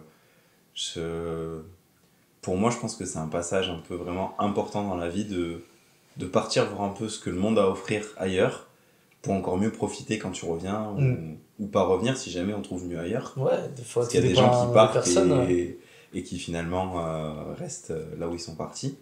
Mais je trouve que ce côté un peu voyage, un peu aller découvrir ce qui se passe ailleurs est quand même important à faire au moins une fois dans sa vie, quoi. Et ouais, c'est ça, tout dépend des personnes. Comme tu dis, il y en a qui trouvent mieux ailleurs pour eux, ouais, parce que c'est leur perception. C'est propre à chacun. Hein. Et il y en a qui ont envie de revenir, mais je pense qu'on apprend énormément des autres ou de la vie en général, de d'autres circonstances, de d'autres endroits, rien que les différents pays. Moi, j'aime bien les visiter pour voir un peu comment ils fonctionnent. Et en fait, il y a beaucoup à prendre de chaque endroit, de chaque pays. Il y a d'autres choses à laisser aussi, je trouve, à certains moments, mais comme en France d'ailleurs, hein, c'est partout. Et si je voyage beaucoup et si j'ai envie encore de continuer à voyager, même si, voilà, rester dans le sud-ouest et tout ça, enfin, dans le sud-ouest et un peu dans le sud-est, c'est pour apprendre toutes les bonnes choses des différentes civilisations, j'ai envie d'appeler ça comme ça. Différentes cultures. Différentes cultures, voilà, c'est un mot plus approprié. Plus approprié, voilà. C'est intéressant. Mais tu vois, sur le côté business, pareil, ce matin, on avait une discussion avec la personne qu'on a reçue qui nous disait qu'elle ne voulait pas mélanger trop, tu vois, la partie famille avec potentiellement le business, ce genre de choses. Là, on a un contre-exemple. Et en fait, il n'y a pas de règle. Tu vois, la personne qu'on a reçue ce matin, c'était un peu l'opposé de toi, ta vision. toi, tu nous dis que tu es super proche de ton frère, que tu as déjà fait du business avec lui, tu as déjà sûrement passé des moments de voyage, ou là, tu veux reprendre carrément une entreprise familiale avec lui. Donc, ouais, il n'y a pas de règle. Tu vois, nous, par exemple, on montre des petits trucs aussi. C'est notre relation, c'est amical. Donc, ouais, tu apprends en fait qu'il n'y a pas de règle. Ouais, pas de règle, mais c'est important ce que tu dis. Et ça va être vraiment une perception, effectivement, pour chacun. Alors, moi, là, je le fais avec mon frère, mais, mais je suis quand même. Je suis pour m'associer des fois, potentiellement, peut-être à l'avenir avec certains et tout, mais je pense qu'il y a vraiment une sélection à faire qui est. Faut être sélectif à un très très haut niveau. C'est comme. Sujet délicat, mais le couple. Le couple, acheter une maison ou un appartement avec sa copine, euh, une des premières choses qu'on apprend dans l'immobilier, c'est ne le faites pas. Ouais. Et du coup, voilà, moi, c'est aussi ma vision. Et j'ai beaucoup d'expérience de personnes autour, parce que j'ai un entourage aussi qui est beaucoup dans l'immo, du coup. Ou même en s'associant dans, on va dire, une grosse partie des cas, ça se passe mal au bout d'un moment. Donc je pense qu'il faut Là, être tu fais référence en s'associant en couple ou... alors je suis parti sur le couple, ouais, je pense que c'est même moi je pense que ce n'est pas une super idée. Après je suis à fond avec le fait que si t'es très amoureux, que t'as envie de faire toute ta vie avec elle, tout ça, que c'est bien de le faire, attention, mais je dis juste que on est souvent amoureux à fond au bout d'un moment, mais on sait pas dans 10, 20, 30, 40 ans, et je leur souhaite que ça dure toute la vie et qu'ils ont bien fait d'acheter ensemble. Mais il y a tellement de cas où ça ne s'est pas passé que je pense que c'est compliqué de le faire et que ça dure toute une vie. Je parle pas de l'amour, bien sûr, je parle juste de qu'il n'y ait pas de problème lors d'une séparation, lorsqu'on a acheté une maison à deux. Parce que même s'ils se font la promesse que oui, non, mais de toute façon, même si jamais un jour ça se sépare, on se sépare la moitié, ça se passe pas comme ça. À la fin, il y a souvent une guerre. Oui, ou même si les papiers sont bien faits, c'est que, bon, un bien, c'est pas comme un enfant. Donc, mais t'es au moins une partie, le temps de savoir ce que tu vas faire du bien, t'es quand même lié, quoi. Ouais. Donc, il y a quand même ce petit côté où je suis assez d'accord avec toi. Après, je pense que c'est un peu comme tout, mais c'est à double tranchant. Moi, j'ai déjà vu des personnes, du coup, qui ont investi, et quand j'ai investi, du coup, qui ont acheté plusieurs biens Ouais. en couple. Et ça peut être aussi une force, parce que les hommes et les femmes, on n'a pas le même point de vue.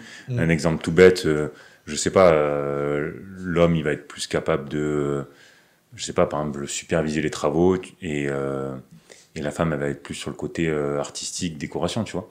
Donc, Ouais. tu peux être vachement complémentaire. Ça peut être intéressant, mais moi, à choisir, je partage plus ton point de vue. Ouais. Je suis totalement d'accord avec ce que tu dis. C'est vrai qu'on a une perception homme-femme qui sont différentes, mais qui se complètent finalement. Et je dis pas que c'est une erreur, enfin, je dis pas que c'est mauvais de le faire finalement, de laisser en couple. Je dis juste que le risque, malheureusement, est un peu important.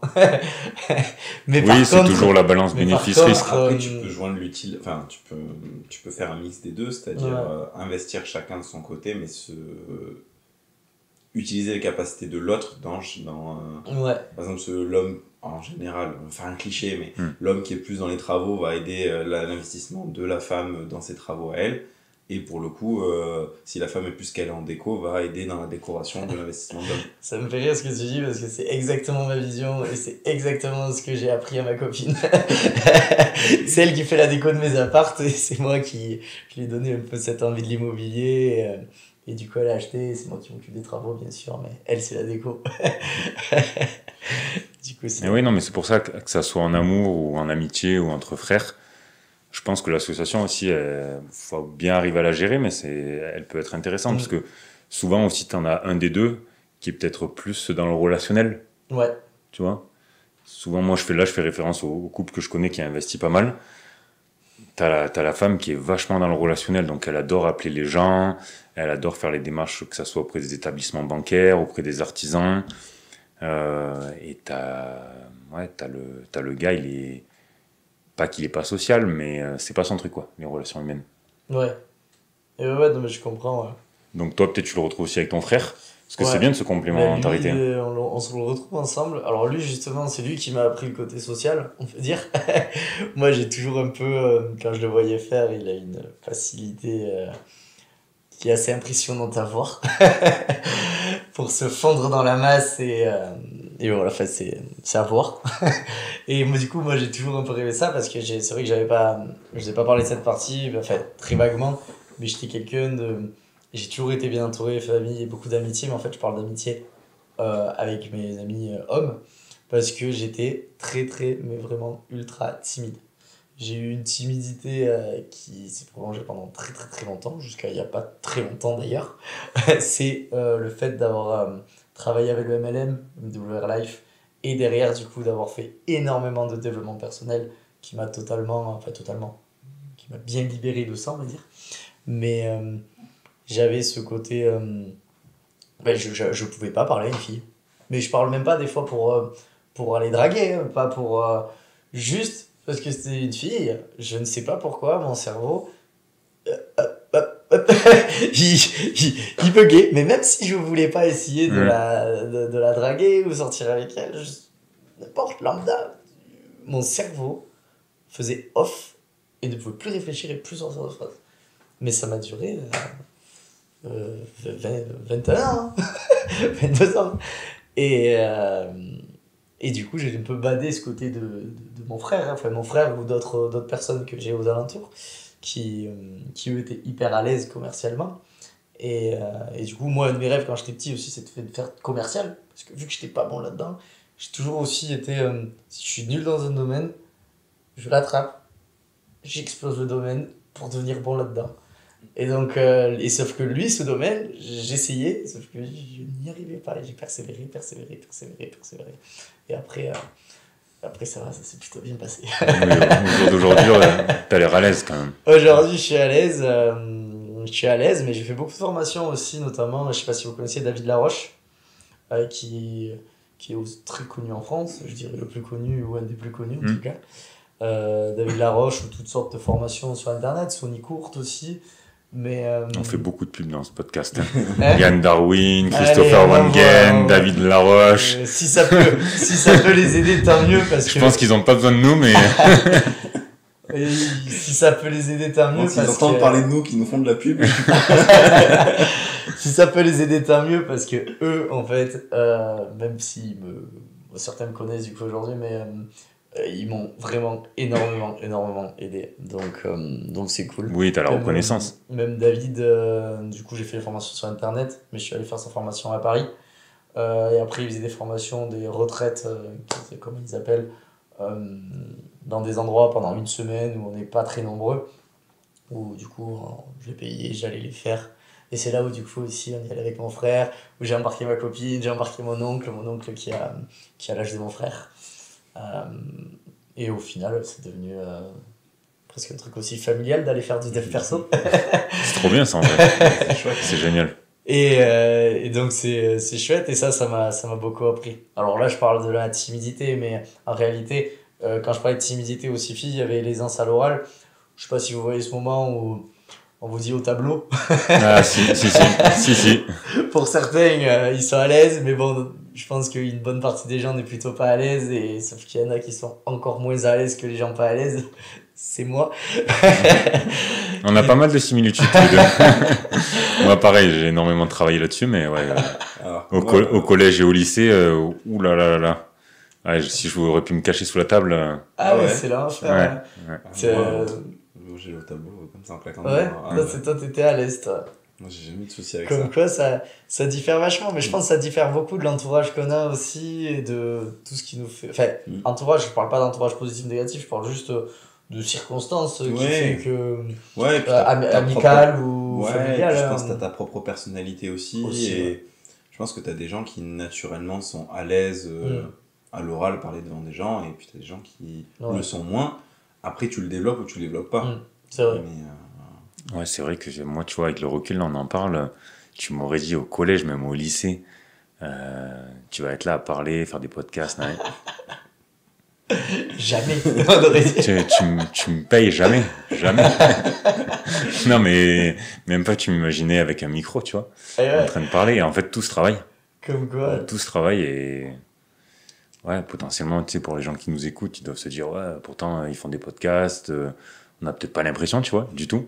Mais en fait, si, je vous garantis que ceux qui m'ont connu au collège et au lycée, je devenais tout rouge et si j'aurais pu me cacher sous la table, plus manque de bol, moi, pour me cacher, compliqué. Et ouais, mais, un peu grand, quand même. Donc, ouais, tout se travaille. Mais, ah ouais, ça, c'est terrible, je visualise tellement ce moment. Mais ouais, je pense que tout, du coup maintenant j'aime bien lire aussi, parce que c'est vrai que lire les livres à l'école, j'ai souvent fait semblant de les lire ou, ou regarder les résumés sur Avant Internet. qu'on parte sur le domaine lecture, parce que Ouais. ça peut être un domaine pas mal, sur la timidité, est-ce que tu aurais des points clés à apporter pour aider potentiellement les gens qui nous écoutent? Ouais, alors je peux en avoir. Alors le premier, il va être bateau, c'est celui qu'on dit, c'est ose, vas-y, fais-le. Mais c'est un qui est très important. C'est juste tenter des trucs, même si c'est pas timidité, tu veux parler plutôt de timidité, aisance à l'oral. Après, je pense qu'au final, j'ai travaillé pareil. Ouais, comme et l'autre. puis je pense qu'au final, une personne qui est timide, elle va pas être à l'aise à l'oral. Ouais, je pense que l'un va avec l'autre. Pour ma part, Mm. ça a été travaillé en même temps, en fait. C'est ose, et tu verras, fais-le, tu vas te louper. Faut être conscient de ça.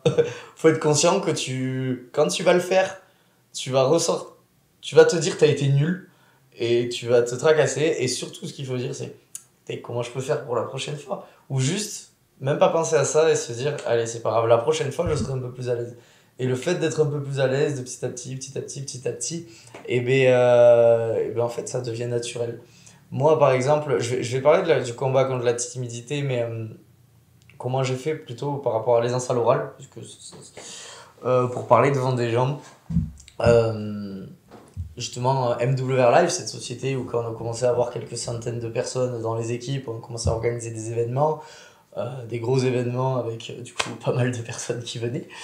Je me souviens de cette fois, on était, je sais pas combien il y avait dans la salle, peut-être 250 personnes. Mais bon, moi, à part la salle de classe, 20 personnes, et encore, je les connais. J'avais vraiment fait, donc là, fallait que je fasse un témoignage. Là, fallait même pas que je fasse une formation, mais fallait que je passe 5 minutes. Je me souviens, ce stress qui était dingue, où tu trembles, où tu n'as... Mais au fond de moi, vu que j'avais envie de travailler, j'avais envie d'y aller. Mon corps ne voulait pas. Quand on te dit de faire un pas pour aller sur la scène, ben, en fait, ça avance pas. Et en fait, j'y suis allé.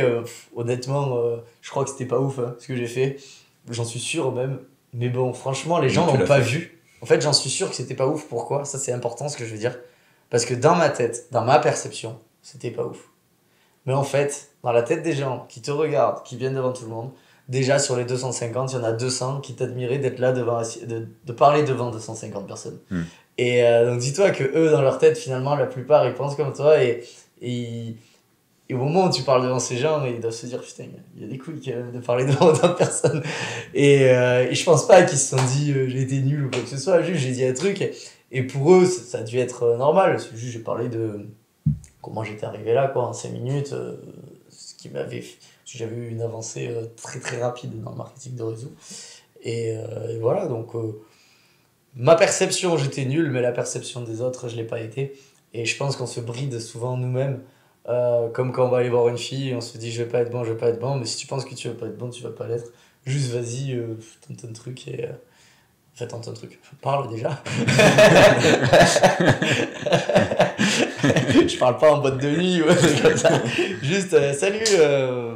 Bon, le salut ça va, c'est bateau, mais Oui, mais j'ai envie de dire, vaut mieux Mais, dire salut, ça va que rien dire. vaut mieux dire salut ça va, oui et toi, ok. Bah, si pour toi, déjà rien que ça, parce que pour moi ça l'était, c'est une épreuve compliquée. Voilà.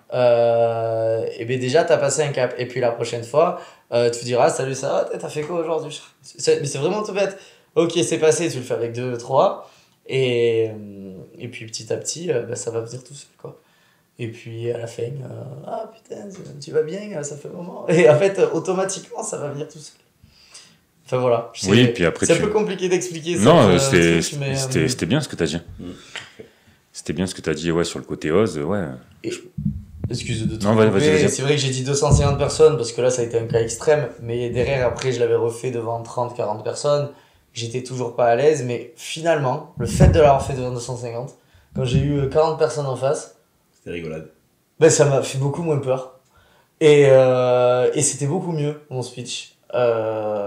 Et puis après, je l'ai refait, je l'ai travaillé devant 40, 50 personnes, tout ça. Et en fait, à la fin, franchement, aujourd'hui, je vous le dis, je kiffe, je rêverais d'arriver dans une salle devant 1000 personnes et commencer à parler, faire un truc. Aujourd'hui, j'en rêverais, je kifferais, j'ai envie d'y aller. Alors, attention, hein, je vais quand même stresser avant d'y aller, je vais quand même trembler.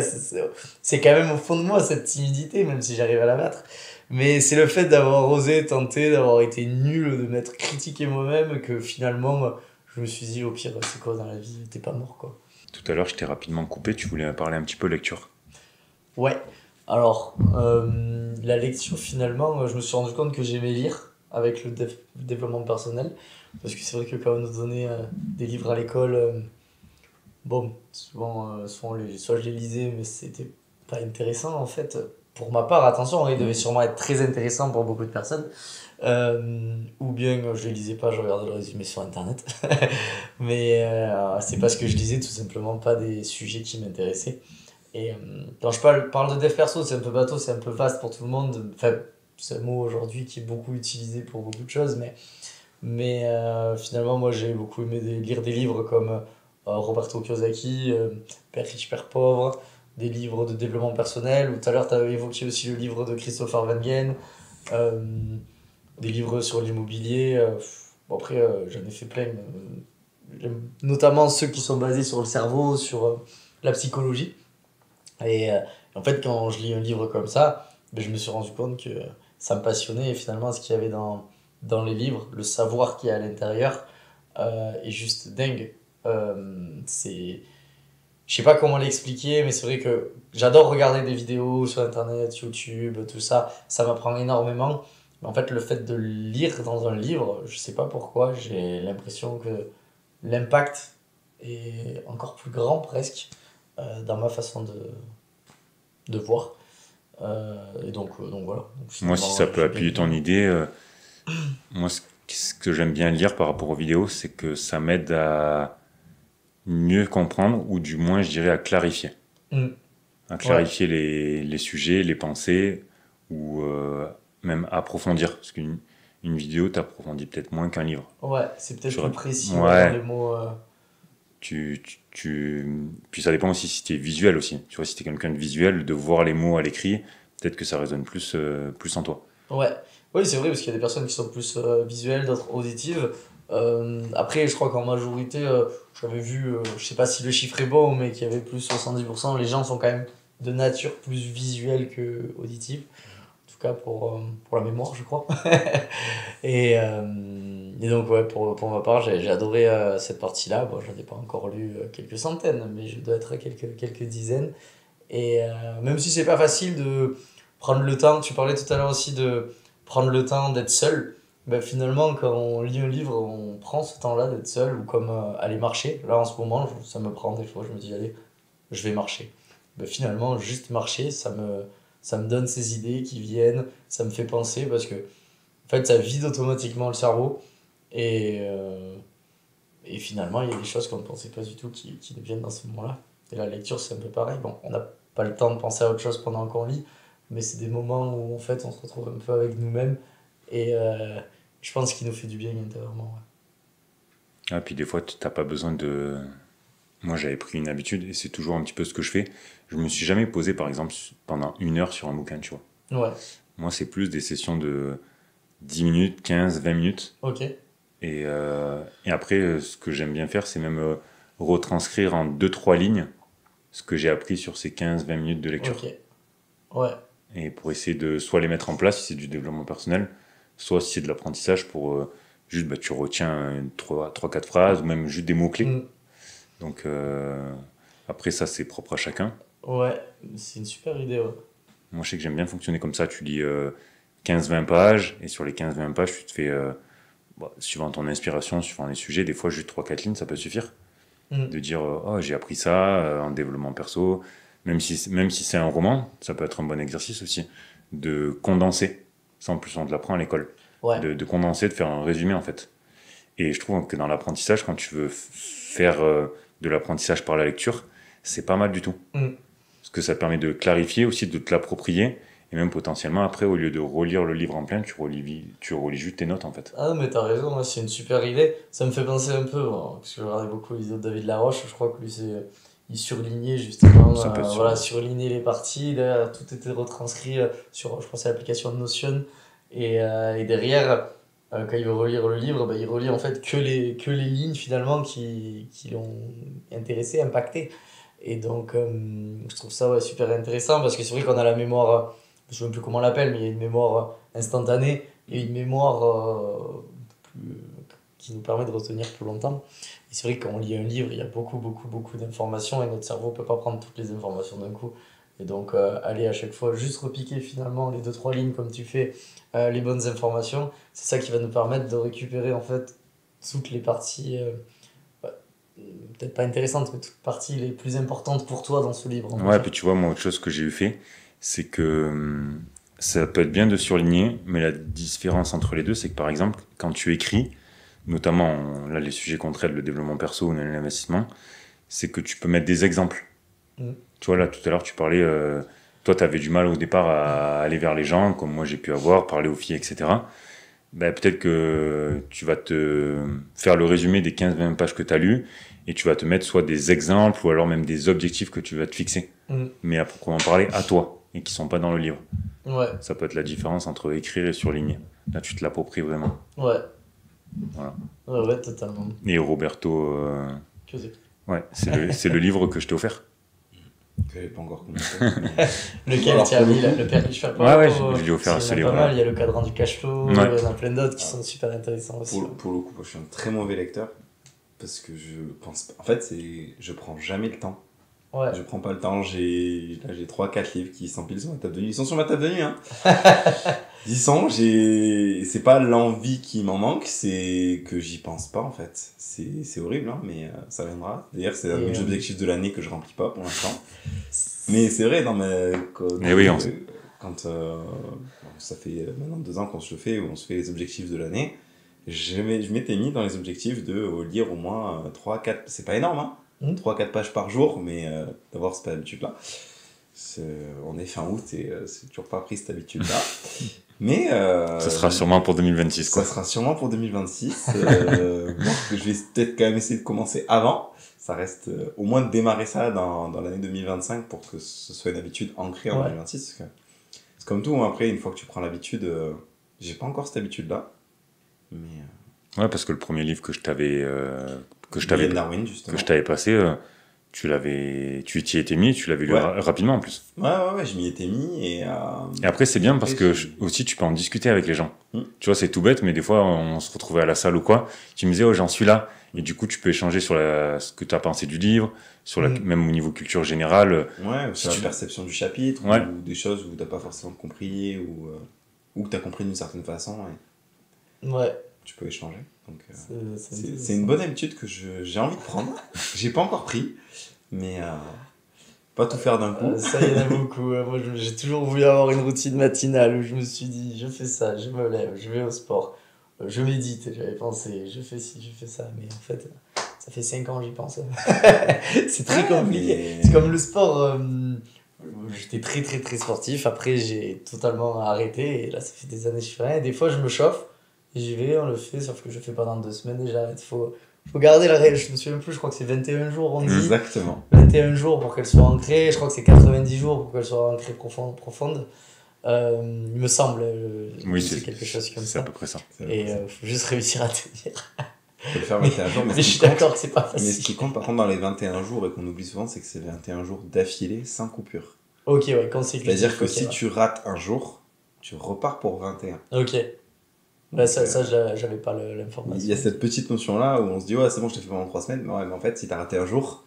Oui, si tu l'as fait 2 fois 3 fois par semaine, ça marche pas. En fait, ça marche pas. C'est vraiment tous les jours, 21 jours, sans aucun raté, pour arriver à oublier une habitude et en apprendre une nouvelle. Ok. Et après, effectivement, au bout de 3 mois, si tu as tenu pendant ces 3 mois, normalement, c'est une habitude ancrée sur le long terme. Et ouais, mais ça, c'est super intéressant, mais j'avoue que c'est pas facile. Comme se lever tôt, des fois. Moi, je suis quelqu'un qui aime me lever tard. je veux me lever tôt. Bon, maintenant, c'est ce que je fais. Là, je me lève tôt, là, maintenant que je reprends l'entreprise et tout. Mais me lever tôt sans avoir un objectif travail le lendemain, putain, ça, j'ai vraiment eu du mal. Après, quel intérêt à se lever tôt? Ouais, parce que je pense que une phrase qui dit l'avenir appartient à ceux qui se lèvent tôt, qui n'est pas forcément vrai en fonction des gens et tout ça. Mais moi, dans ma manière de vivre, dans ma manière de faire, dans comment ma perception, on va dire, je sais qu'en me levant tôt et en faisant tout le matin, toutes les choses que je dois faire, derrière mes journées sont beaucoup plus cool quand même. Toutes les fois où je me lève par exemple à 6h, 7h et que je fais tout ce que je dois faire le matin, t'arrives à midi, tu manges, en fait ta journée, tu sais qu'elle est déjà réussie et après tout le reste, c'est du loisir ou du travail encore. Dans ma perception, c'est comme ça, mais ouais, elle est propre à moi-même. Sur ton rythme que tu t'es imposé, mais d'un autre côté, si t'as du mal à te lever le matin, c'est parce que ton rythme circadien est pas calé sur le matin. Ouais. Et du coup, des fois, ça peut être intéressant aussi d'écouter son corps, surtout quand tu fais un métier où tu peux essayer de choisir un peu tes horaires. Ouais. De décaler tes horaires non pas en fonction de ce que la société te dit que c'est bien, mais en fonction de son propre rythme. Parce que tu as des gens qui sont des lève-tôt, mais qui du coup vont être aussi des couches-tôt ou des couches-tard. En fait, tu as plusieurs types de personnes. Tu as des couches-tard lève-tôt, tu as des couches-tôt lève-tôt, et tu as des couches-tard lève-tard. Mais en fait, c'est pas grave. C'est vrai que dans la société, on prône un petit peu le couche-tôt lève-tôt. Ouais. Parce qu'on se dit que c'est mieux comme ça. Parce que la société tourne comme ça. Quand je dis la société tourne comme ça, c'est les horaires de fonctionnaires, c'est 8h, 17h ou 9h, 17h. Donc, il faut se lever tôt. Mais du coup, le soir, en fait, ta journée hors boulot, c'est 17h, 20h en gros. Et donc, du coup, à 22h, il faut que tu te couches pour être frais le lendemain. Sauf qu'en fait, tu as des gens pour qui ce rythme-là ne correspond pas. Et ça se voit surtout à l'enfance et à l'adolescence, enfin surtout à l'adolescence, mais même à l'âge adulte, où tu as des gens qui, tous les matins au boulot, ils n'arrivent pas à arriver à l'heure, ils sont fracassés, et par contre le soir, en fait, quand la journée est finie, presque ils pètent le feu. Ouais. Et en fait, c'est parce que ces gens-là, ils ont leur rythme propre, c'est qu'ils ont besoin de se lever tard, et du coup de vivre en décalé des gens. Ok, je vois bien. Juste une question, tu as dit le mot circadien, je crois, c'est ça ce que tu viens d'expliquer ou c'est... C'est ça, c'est le cycle et le rythme circadien, c'est ton cycle du sommeil en fait. Okay. C'est ton rythme du sommeil. Tu as les différents cycles qui s'enchaînent. Ça, si tu veux, la règle de base du cycle du sommeil, donc tu as ton cycle qui dure entre environ 90 minutes, mais ça dépend des gens. Tu as des gens où le cycle dure 60 minutes, d'autres où il dure 120 minutes. Donc ça va entre 1 heure et 2 heures. Avec une moyenne pour tout le monde de 1h30. Une nuit complète, c'est 4 à 5 cycles propres à chacun.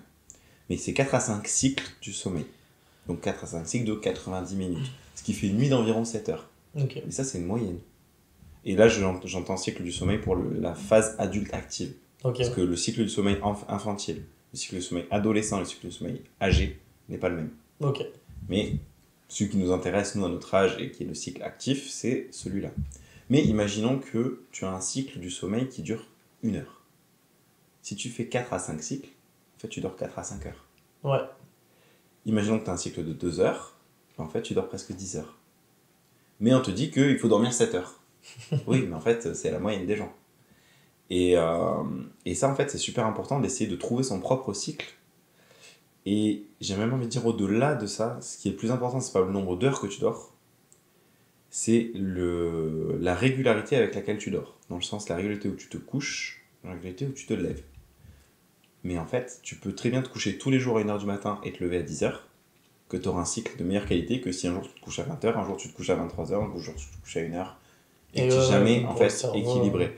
Pour le cerveau, ce qui est important, c'est d'avoir une heure fixe à laquelle tu vas te lever, à laquelle tu vas te coucher, à laquelle tu vas te lever, ce qui va lui permettre en fait de ritualiser, donc de diminuer la phase d'endormissement. Il sait à quelle heure tu vas t'endormir, donc il va déclencher les petits pics d'hormones et ton ritualisation pour que à l'heure où tu veux t'endormir, tu t'endors. Et bien souvent, quand tu te réveilles toujours à la même heure, t'as plus besoin de réveil. C'est vrai. Parce que t'as pris cette habitude-là, ton cerveau il sait qu'il s'est calé, et bien souvent ça te permet aussi de programmer ton cycle du sommeil par rapport à ta vie. C'est-à-dire que si tu te couches tous les jours à la même heure et que tu te lèves toujours à la même heure, ton cerveau, il sait qu'il a une heure complète. Et donc, il va faire en sorte que ton cycle dure pile poil cette tranche entre 4 et 5. Ok. Si par exemple, tu lui laisses 6 heures pour dormir, il va faire en sorte que ton cycle dure 4 cycles d'une heure et demie. Ok, ouais, pour que ça fasse ça. Et du coup, tu vas faire tes 4 cycles complets, qui du coup vont être efficaces. Et quand tu vas te réveiller le matin, tu vas pas être dans le coltard. Ok. Et tu vas avoir vraiment une nuit récupératrice. Chose que aujourd'hui, tu as beaucoup de gens qui mettent un réveil, mais qui se couchent jamais à la même heure. Et du coup, quand tu te réveilles le matin, soit coup de bol, tu te réveilles, tout va bien. Ou alors tu te réveilles, tu sais plus où t'habites, tu es comme ça, le réveil il sonne, tu sais de taper dessus parce que tu sais pas où il est. Parce qu'en fait, 9 fois sur 10, on se réveille en plein milieu du cycle profond. Et en fait, ce qu'il faut savoir, c'est que la première phase du cycle du sommeil, elle dure 20 minutes, c'est le soleil lent léger, c'est le sommeil léger. Au-delà de cette phase, toute la partie qui est dormie, si on finit pas le cycle, en fait, cette partie-là est perdue. Ok. C'est-à-dire que potentiellement, tu perds une demi-heure, 40 minutes, voire 1 heure de ton Ça cycle. n'a pas été utile finalement. Qui t'a servi à rien, t'as dormi pour rien. Ok. Et d'ailleurs, c'est pour ça qu'une bonne sieste dure 20 minutes. Ah, c'est ce qu'on dit souvent. Parce qu'au-delà des 20 minutes, si tu finis pas ton cycle, le temps dormi est perdu. Ok, c'est au-delà de 20 minutes. Parce que des fois, j'avais déjà entendu 20, 40, c'est 20 minutes du coup. C'est 20 minutes. Ok. Au-delà de 20 minutes, en fait, tout ce que tu dors ne compte pas. Par contre, si tu finis ton cycle, là, il compte. Mais le problème, c'est qu'il compte pour ta nuit suivante. Ok. Et donc, du coup, ça peut te permettre dans certains cas de récupérer si t'as pas assez dormi la nuit d'avant. Mais du coup, ça te rajoute aussi des cycles. Et si tu répètes ça trop souvent, en fait, tu peux dérégler ton sommeil la nuit parce que tu fais des siestes trop longues. Ok. C'est super intéressant parce que j'avais déjà un peu étudié le sujet, j'avais quelques éléments, mais là, c'est vraiment beaucoup plus complet ce que tu m'as expliqué. Donc, effectivement, bon cours sur. Je réfléchirai à mes siestes maintenant. Non, donc, ouais, en fait, un conseil, c'est vraiment les siestes.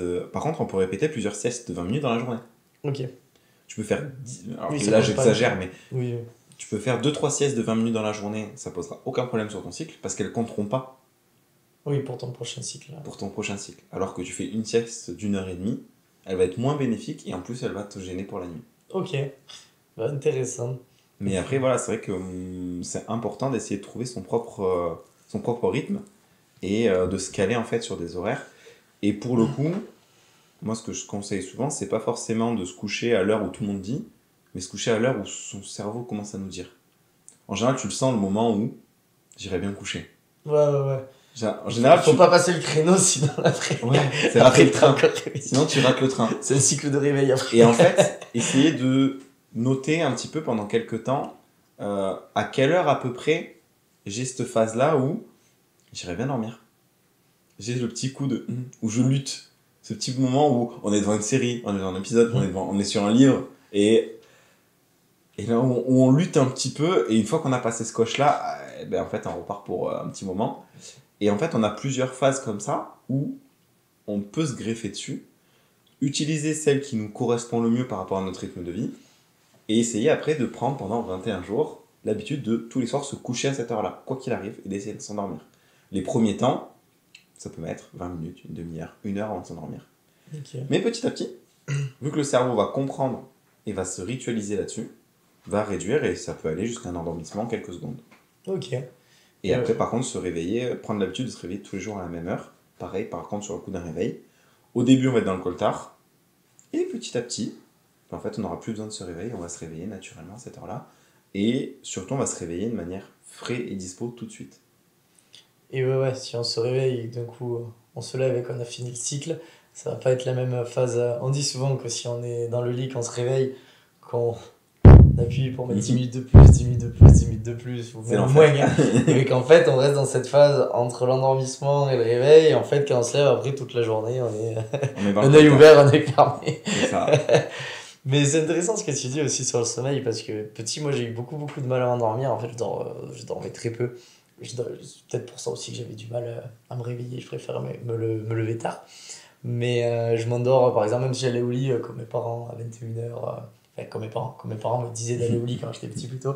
21h, 22h, 23h. Ben, en fait, j'étais là à regarder le plafond jusqu'à 2h, 3h, 4h du matin. Et collège, lycée, moi je m'endormais qu'à 3, 4h du matin. Même si j'avais rien, pas de téléphone. Même si j'utilisais pas le téléphone. Et Et c'est vrai, même adulte, là, quand je cumulais en même temps le marketing de réseau et l'alternance, je dormais 3 heures, je travaillais 20 heures, 1 heure, on va dire, le temps de manger, et je dormais 3 heures. Et j'ai eu ce rythme pendant 1 an et quelques, parce que j'ai pas besoin de beaucoup de sommeil, entre guillemets. Mais après, j'ai appris que quand même, c'est dangereux, je pense, de pas dormir beaucoup pas dormir aussi peu. Parce que dormir vraiment que 3 heures, je pense pas que c'est même si tu ressens pas la fatigue, c'est prouvé scientifiquement. Je la ressentais pas tellement. Et donc aujourd'hui, effectivement, j'arrive à me lever plus tôt parce que j'étais en train de mettre en place, en fait, de coucher plus tôt. Maintenant, je pense que je fais quoi? Je m'endors entre minuit et 1 heure pour me lever entre 6 et 7 heures, quoi. Donc, mais maintenant ça marche mieux, mais effectivement, j'essaierai de prendre en compte ces cycles, j'y penserai maintenant. Vous êtes au courant qu'on se réveille entre 13 et 17 fois par nuit, sans le savoir? C'est pas au courant. Ouais, je suis en train de lire un livre sur le sommeil. Ouais. Donc je pourrais en dire plus une fois que je l'aurai terminé. Comment il s'appelle le livre? Je te l'enverrai, si tu veux. Je te l'enverrai. Non, je veux pas dire de bêtises, je veux pas l'écorcher. Je te l'enverrai, puis même je pourrais te le prêter une fois que je l'ai terminé. C'est comme on bouge entre 40 et 50 fois par nuit minimum. Mais tu te réveilles entre 13 et 17 fois, mais tu n'as aucun souvenir. Ouais, c'est beaucoup, quoi. Parce que moi, en plus. Il peut se passer des trucs autour, je t'entends. C'est énorme, c'est même difficilement croyable et inimaginable, en fait. C'est mystique. Mais ouais, c'est les phénomènes de sommeil léger, sommeil paradoxal. Enfin, après, on pourrait parler pas mal du sommeil, mais... Et avec... ça parle des rêves aussi dedans ou... Il y a un chapitre sur les rêves, mais j'y suis pas. Ok, parce que je sais qu'il y a aussi des livres sur les rêves, ça a l'air intéressant, je me suis jamais risqué à le lire. Mais... Déjà, les rêves, si on aborde très rapidement le sujet, en fait, tu les as uniquement dans leur phase paradoxale. Donc sur la dernière phase du cycle. La phase de réveil, tu veux dire? Non, la phase de rêve. Ok. La phase de rêve ne se produit, on ne rêve que pendant la phase paradoxale du cycle. Ouais, ce que je voulais dire, la phase paradoxale, c'est quelle phase dans le cycle? C'est la phase d'éveil. Ah voilà, c'est ça que je voulais dire. C'est la fin du cycle. Okay. C'est celle qui clôture. Avant de soit réveiller complètement, soit de démarrer un nouveau cycle. Ok. Ouais, tu résumes un petit peu ce que je suis en train de lire. Mais c'est ça, parce qu'en fait... Là, j'ai juste effleuré juste la surface de la pellicule, la surface de l'iceberg du sommeil. C'est complètement ça qu'ils disent dans le livre. C'est que même... je voudrais pas dire de bêtises, mais... tu fais 1 seconde de rêve, c'est égal à 6 images. C'est-à-dire que, je sais pas, par exemple, je te prends un exemple, tu fais un rêve, t'es dehors, tu te retrouves en pleine nuit, tu marches dans la rue, tu montes dans un immeuble, tu te retrouves, je sais pas, on va dire au 7e étage d'un immeuble, et puis lorsque t'es au 7e étage d'un immeuble, je sais pas, il y a un lampadaire, on peut imaginer ce que tu veux, et au bout d'un moment, tu te le prends dessus. Et là, tu te réveilles. Et donc, 1 seconde égale 6 images. Et donc après, il t'explique que tu décomposes les images. C'est-à-dire que toi, comment ça s'est passé dans ton cerveau? C'est-à-dire que, par exemple, première image, j'étais dans la rue. 2e image, je me suis dirigé vers l'immeuble. 3e image, j'ai mis le premier pied au 1er étage de l'immeuble. Image suivante, je suis en haut. Image d'après, je vois le lampadaire. Plus en mode photomontage. Ouais. Et du coup, voilà, je suis en plein là-dedans. C'est super intéressant. Ok. Et dernière image, tu prends le lampadaire et là, tu te réveilles. Et donc, c'est vraiment... tu vois, là, par exemple, ces 6 images que je viens de te décrire, ou ces 7 images, c'est 1 seconde. Parce qu'ils disent qu'en 1 seconde, tu peux te faire 6 ou 7 images. Donc, en fait, tu rêves que sur les phases où tu vas te réveiller et tu rêves, je sais pas, sur 1 seconde ou sur 2 secondes maximum, en fait. Ouais. Et sauf que toi, tu as l'impression que ça dure des minutes, voire des heures. Ouais. Tu te réveilles, tout ce qui s'est passé. La phase du cycle, où tu peux rêver, pas où tu rêves, où tu peux, elle dure que 10 à 15 minutes. Ok. Sur un cycle de 80, si on prend la moyenne de 90 minutes, cette phase-là dure entre 10 et 15 minutes maximum. Ok. Et dans ces 10 à 15 minutes, tu rêves 1 à 2 secondes. Parce que si on fait pendant 10 minutes, ça serait des années du coup dans le rêve. Mais le truc qu'ils sont en train d'expliquer là dans le livre sur les images et tout, c'est passionnant. Après, je peux pas en dire plus que... Mais nous spoiler ici. Non, mais j'attends d'en être plus loin, dans le livre, quoi. Super intéressant. Mais le sommeil, c'est vraiment quelque chose de ultra passionnant. Ouais, j'avoue. Tout simple, du coup, c'est le meilleur et le pire. Donc, tu essayes de répondre au tac au tac. Ok ? Ok. Ton meilleur deal en IMO. C'est quoi que j'allais dire sur le meilleur? C'est des chiffres que vous voulez? Juste, j'ai pas. Non, ton meilleur deal, c'est par exemple... Airbnb, je veux dire. Non, c'est plus... Le meilleur achat que t'aies fait. Ouais, le meilleur achat. Le meilleur achat que j'ai fait, alors. En fait, ils étaient tous bien. Les 2 immeubles, le premier achat. Je sais pas, c'est quoi qu'il faut dire? Faut en dire un.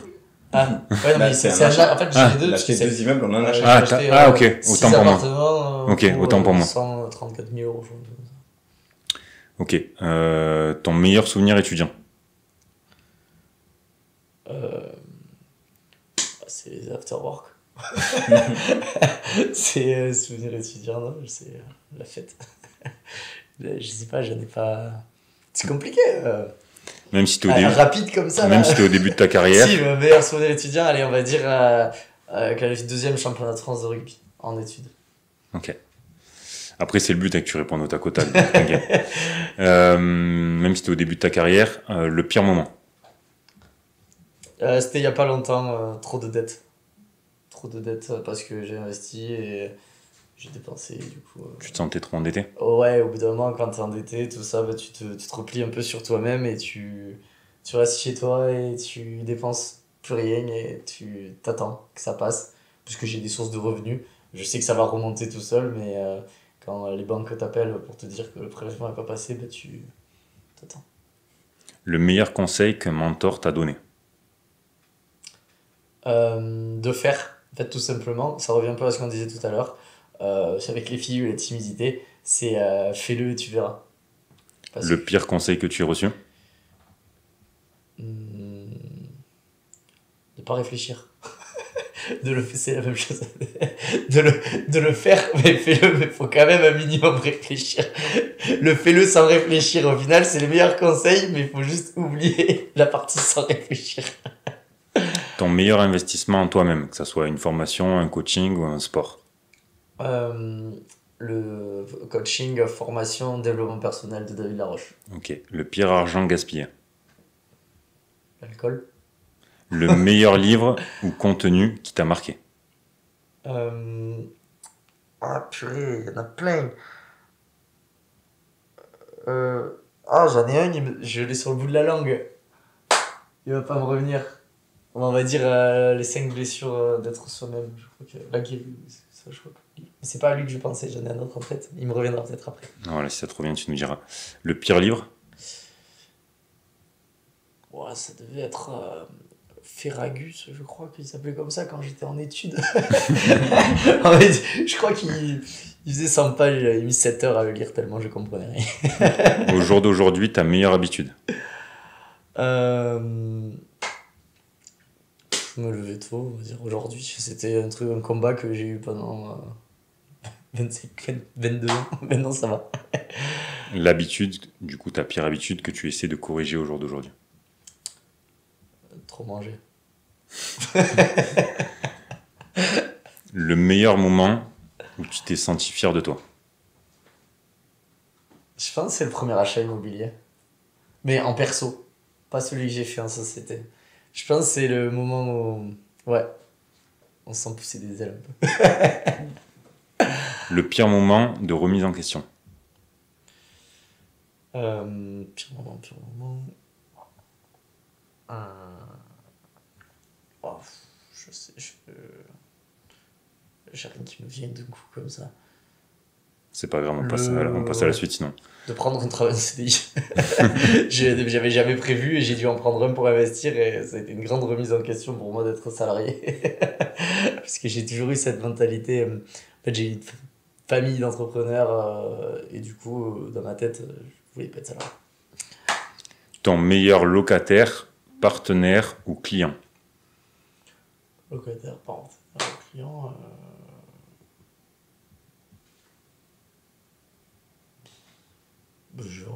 j'ai pas d'idée en fait. Partenaire, mon frère, ouais. Ouais, ton frère. Oui, on va dire. Ta pire expérience humaine dans les affaires? Les travaux, les employés dans les travaux. On va dire, certains artisans qui bossent pas comme on veut, quoi. Le meilleur choix financier que tu aies fait pour moins de 100 euros. Meilleur choix financier. Que tu aies fait pour moins de 100 euros. C'est quoi, c'est le meilleur investissement pour 100 euros, tu veux dire? Bah, avec 100 euros, par exemple, tu as pu t'acheter ok. quelque chose Achat de livres. qui t'a rapporté une plus-value Ouais, immense. achat de livres. Ok. Direct. Le pire achat?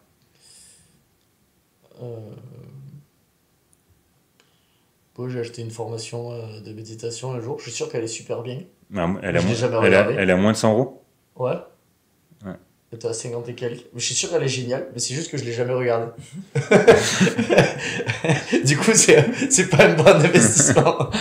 Non, si tu as acheté une formation et que tu l'as pas faite, non, c'est pas un très bon investissement. Ta meilleure soirée? Je pense que c'est. Moi, je sais pas, à Malaga, je crois que j'ai passé une bonne soirée, mais je sais pas trop comment. Ta pire gueule de bois? Ah, là, ça s'appelle dans un village qui s'appelle Montcuq, qui est vers chez moi. Ouais, On n'en dira pas plus. on n'en dira pas plus. Le meilleur endroit, Fossé peut en parler. le meilleur endroit où tu aimerais investir au jour d'aujourd'hui? Dans un autre pays, un endroit, je dirais une île. J'en ai pas une en particulier là en tête, mais Ok. j'aimerais bien investir sur une île. Le pire endroit selon toi où tu n'investirais jamais ton argent? On dirait paris sportif, mais c'est faux parce que j'ai déjà joué. Mais pour moi, c'est pas là où je veux être. Le meilleur projet que tu prépares pour l'avenir? Ben là, c'est la reprise d'entreprise familiale. Actuellement, c'est le meilleur projet. Même s'il y en a d'autres en tête, je pense que c'est celui qui va me faire évoluer. Ton meilleur, ou du coup on peut le formuler autrement, ton chanteur préféré ou ta chanteuse préférée? J'adore, alors je sais plus qui c'est qui le fait, Gladiator, No We Are Free. C'est une musique, c'est peut-être pas directement. Je suis fan de cette musique ou d'autres musiques comme ça en fait. Au final, j'écoutais pas de classique, mais dès que c'est des musiques qui te. Quand j'ai besoin de me motiver, je la mets et en fait, ça redonne une confiance en soi. Je sais pas si c'est les images du film qui. Tu fais référence au film Gladiator? Ouais. C'est No On We Are a Free, beaucoup de Gladiator. similitudes tous les deux. C'est mon préféré. Après, il y a d'autres musiques qui sont sympas, qu'on peut retrouver, comme dans Transformers ou d'autres. Charge, je crois qu'elle s'appelle. Mais Ludovico Einaudi dans Intouchable, c'est des musiques qui sont impactantes, je crois. C'est pas le même style, mais ma préférée, Gladiator. Now We Are Free, elle s'appelle. Pour le jeu, on terminera là-dessus en toute beauté sur Gladiator. Ça me va, c'est parfait. Et pour finir, on va clôturer avec la phrase traditionnelle, la question traditionnelle du podcast. Quelle serait pour toi une phrase ou un mot qui représente ta philosophie de vie? Ok. Alors, je me souviens plus exactement de quelle manière je la formule, mais fais en sorte de sourire, parce que sourire permet d'en créer plein d'autres. On va la sortir comme ça.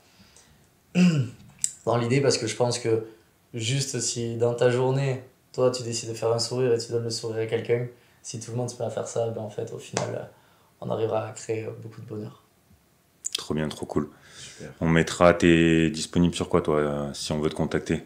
Sur Instagram. Instagram par exemple, c'est là où je réponds le plus. Après j'ai tous les petits réseaux, Facebook, tout ça, mais c'est Instagram Eh ben, particulièrement. on mettra ton Instagram en description du podcast, Ok. si t'es OK. Ouais, pas de problème. En tout cas, merci d'être venu, d'avoir répondu à notre invitation. Merci à C'était vous. vraiment un très beau moment. Merci pour le partage. Merci à vous, c'était très intéressant. Merci à vous de nous avoir écoutés. On vous dit à dans 15 jours pour le prochain épisode. Pensez à liker, pensez à vous abonner. C'est ça qui nous motive à continuer, enfin, qui nous aide à continuer en tout cas. Et à dans 15 jours. Et pensez à faire vos fameux. Ciao tout le monde. Ciao. Au revoir. Trop cool, merci. Super. Merci à vous les gars. Première rencontre, c'est cool.